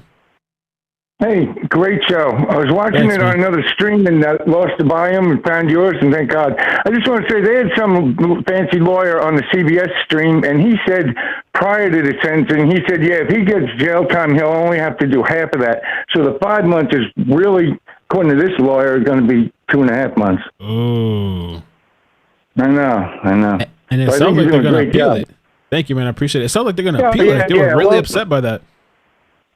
Yeah, no, but even that lawyer said he said the appeal he'll be out of jail by the time the appeal comes, so like almost useless. Jesus. But I really appreciate your Thanks, man. stream. Yeah, thanks for tuning in. Thanks for watching. Thank you. Thanks a lot. All right, take care. Bye. Yeah, if anybody wants to, did I just hang up on myself? Oh, I just hung up on myself. I gotta call myself back. You can still call the line, but I gotta call. I don't know what's going on. Cancel. It's Jussie. Thank you for calling Call-In Studios host and call screener line. Please enter your show.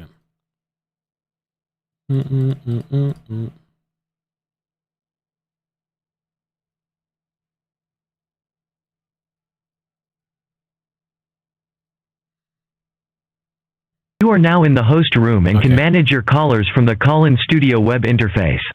Yeah, I hung up by accident. And so I might have hung up there's somebody else that called. I might have hung up on them by accident too. I don't know, but you can call in if you want. If you don't call in, that's fine too. I'm glad just going to eat steak and broccoli. Wow, man. That shit really blew me away. I'm like, holy crap. I'm gonna have to clip that Jussie clip. Oh my God.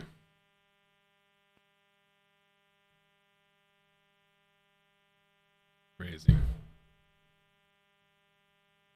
I think he thinks he's gonna get Epsteined. That's what I'm thinking.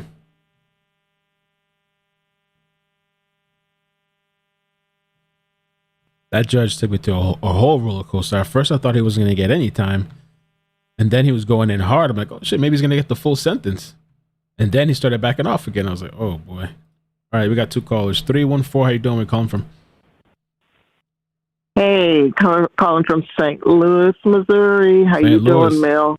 Good. How you doing? Excellent commentary. You did a great job. Thanks. I mean, it was fabulous. But he might only get that small amount of time, but what's going to wear him out is that probation. You have to pay for probation. He can't have anybody to fight that for him, and they are going to be on him. I mean, 30 months probation? That's worse than jail time. Give me the jail time because that is a long time. But that's all I wanted to say. But Thanks, I appreciate it. But that probation, they were saying he could fly wherever. I guess because he has to work. He could go here, he could go there. Yeah, but he still has to check in. He has to the check in, checking yeah. in, that's going to be the hardest part, and it's not free. You have to pay when you're on probation. Right.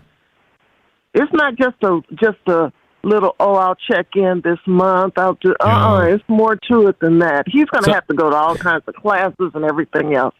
But Somebody get the next said caller. that. All right, thank you so much. Appreciate the call. Thank you. Okay. Bye. Yeah, there's people calling in now.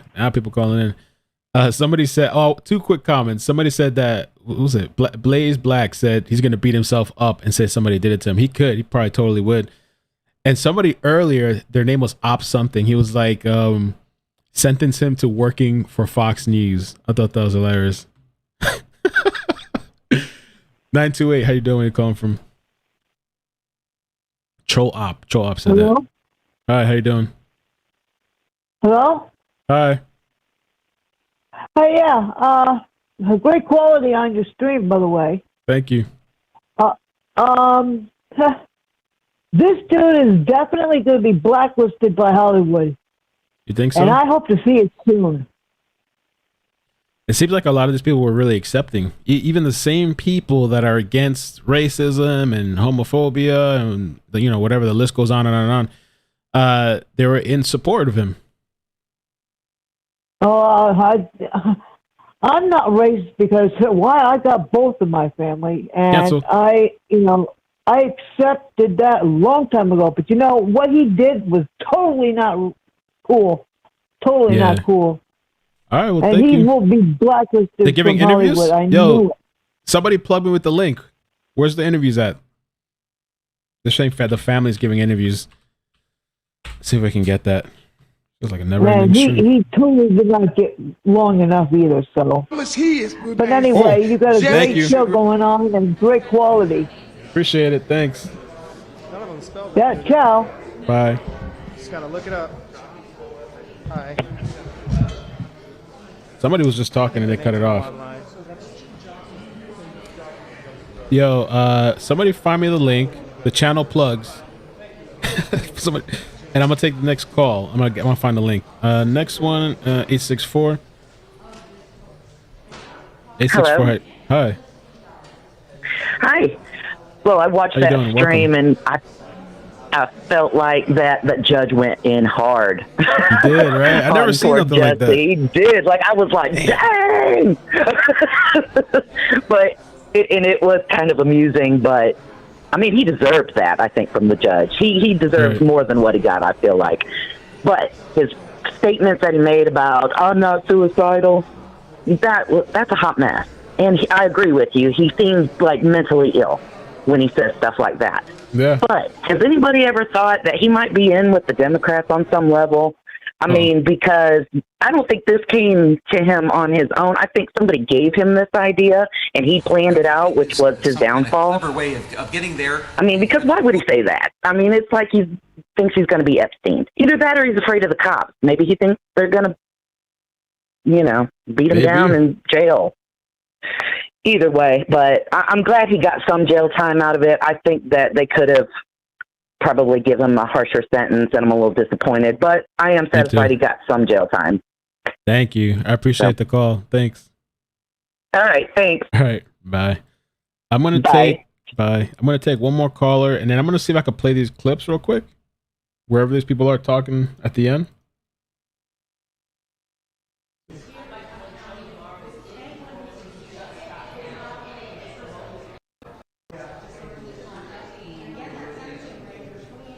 Audio's horrible on that. Let me take this call.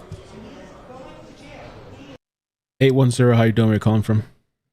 Hey, what's up? I'm calling from Michigan. Now, Hey, I think I recognize I your think voice. the judge, Your voice yeah, sounds it's familiar, just but jazzy. Yeah, it's just jazzy. oh, okay. Hey, Jazzy, how you doing?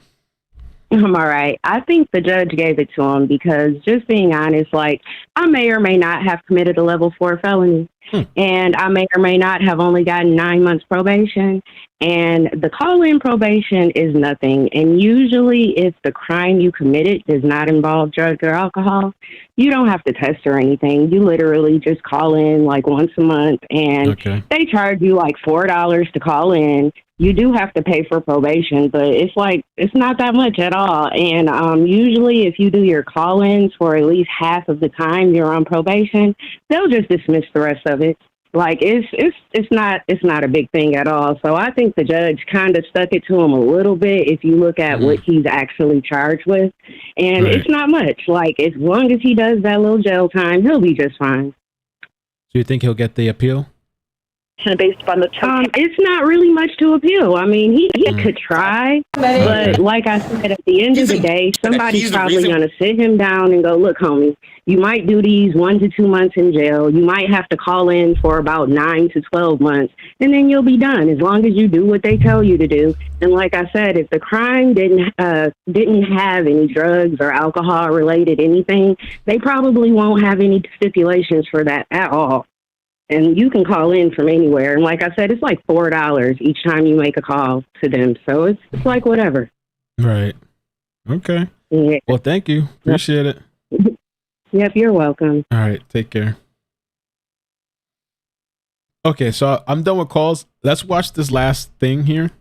So then I can, I guess, go but do my stuff. Do my regular adult stuff, I guess. Yeah, let's watch this. They're pissed. This is his family. Let me record this too so I can just clip this for later. Yeah. Why folks aren't going to report hate crimes? They're the reason why folks aren't going to report hate crimes. Because none of you believed it. None of y'all believed it.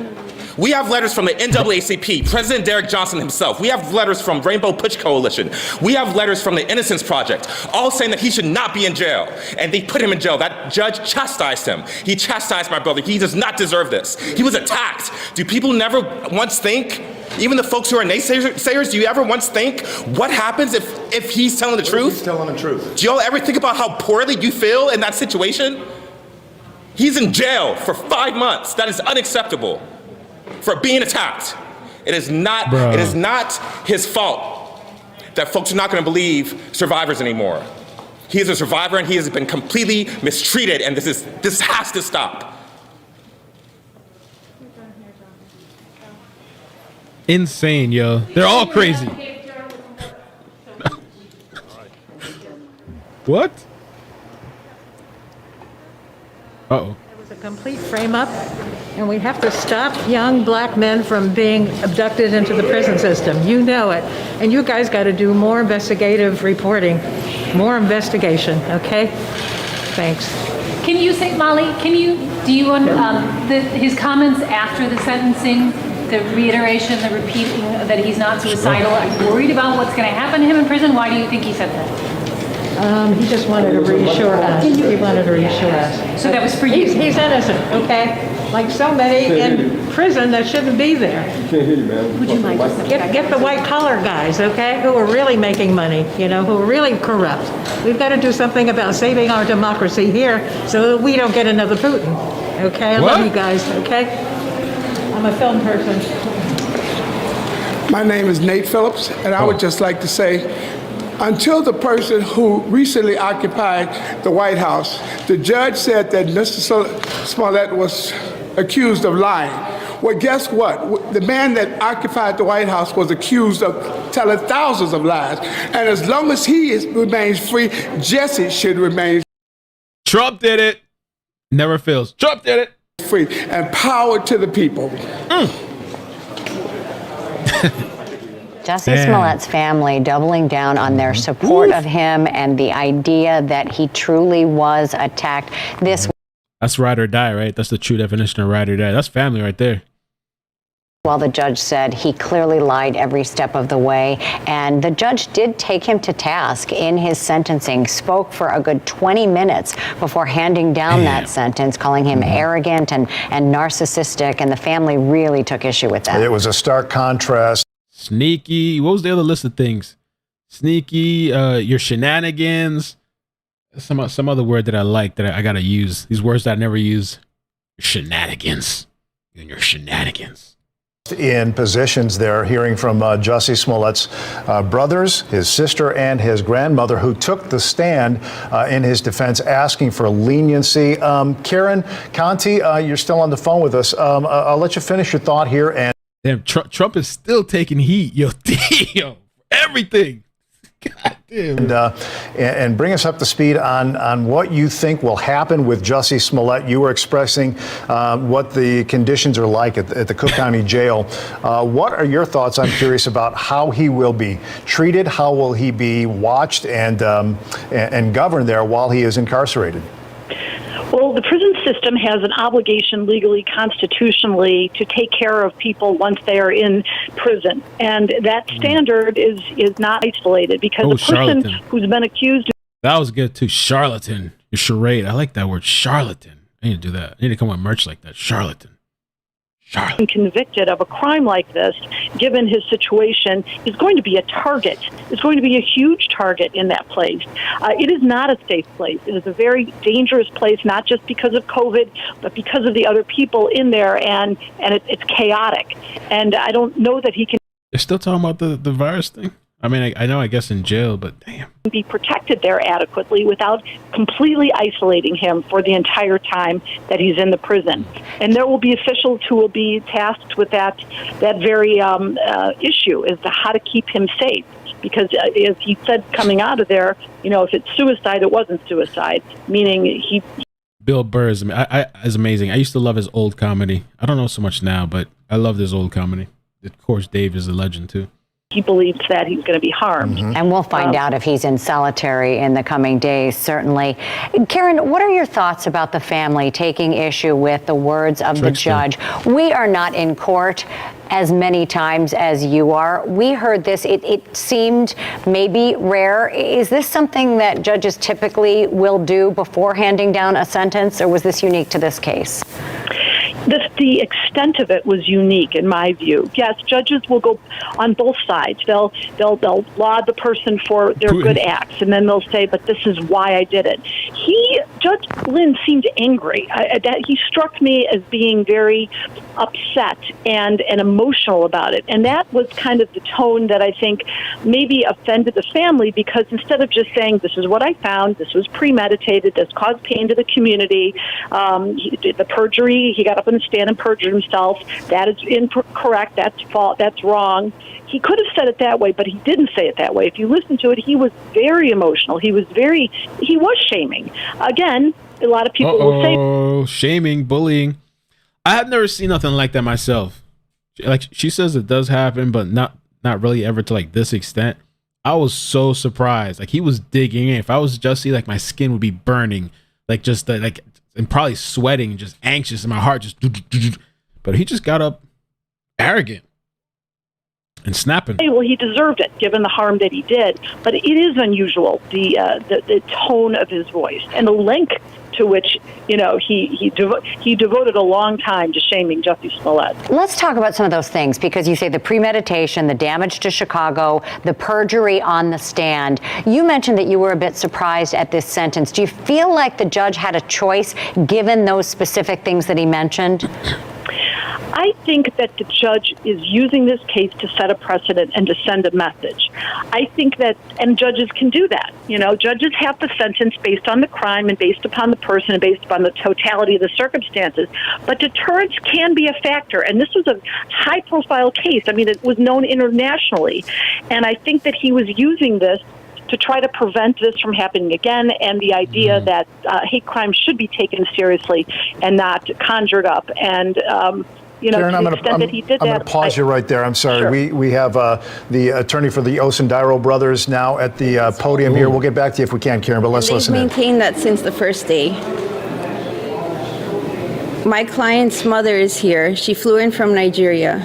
She feels the pain that probably Jussie Smollett's mother feels. What we're asking for on behalf of my clients is for the city to move on, accept what happened here today, accept what Judge Lynn found as facts in this case, and for everyone to just heal from this. This was a long time coming. This is 3 years of a lot of work. And for that, the Osundairo brothers really want to thank the Winston & Strom law firm, Dan Webb, Sean Weiber, and of course, Sam Mendenhall. But it's time for them and for everyone else to really just move on and heal. 2019 was a year where there's a lot of political outcry. There's a lot of politics, a lot of tribe factions. As my clients had told the press early on, they were not anti-President Trump. They were not anti-Trump supporters. They just lost their way being loyal to a friend, someone that they had love for, someone who they looked up to, and someone who betrayed them. But again, it's time to heal from that story. Bola is right now training with USA Boxing in Colorado. We had a chance to check in with him. He's also feeling very somber, as Ola and his mother are today. We want to thank the police department also for their work in this case. A lot was said about my clients that I just can't let stand. And one of the things that we really took issue to was about being a convicted felon. Ola stands behind me as a convicted felon. And what he did since then was get 2 degrees, including a master's degree. He runs his own home renovation business, Callow J Homes. He's made what he has today better from that. So clearly, through their attorney, the Osundairo brothers saying that this did in fact happen, all of this, despite the fact that until the bitter end, Jussie Smollett said he did not commit this crime, yet he is going to spend 5 months. Bro, that's crazy. So, and I guess Jussie was like trashing his supposed friends, which they're also, you know, the irony and this whole thing's about race, but they're trashing each other though. I mean, they got to defend themselves, I guess, but to the very end, he's just going out. I didn't do it. You didn't do it, man.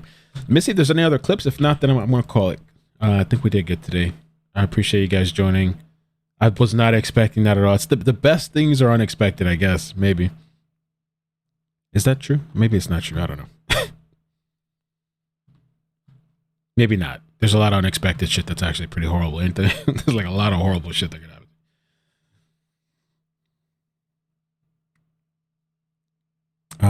Yeah, that's all I see. And we could just follow back next time. Let me see. Live reaction. Let's roll in Martin. Moving in. Yeah, that was good, man. I appreciate you guys joining. I had a good time. Crazy reaction.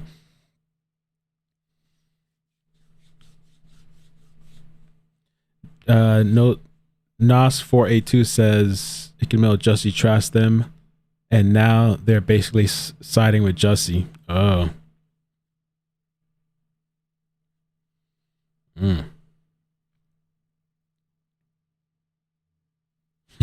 Stop always thinking. I can never stop. I need to, but I can't.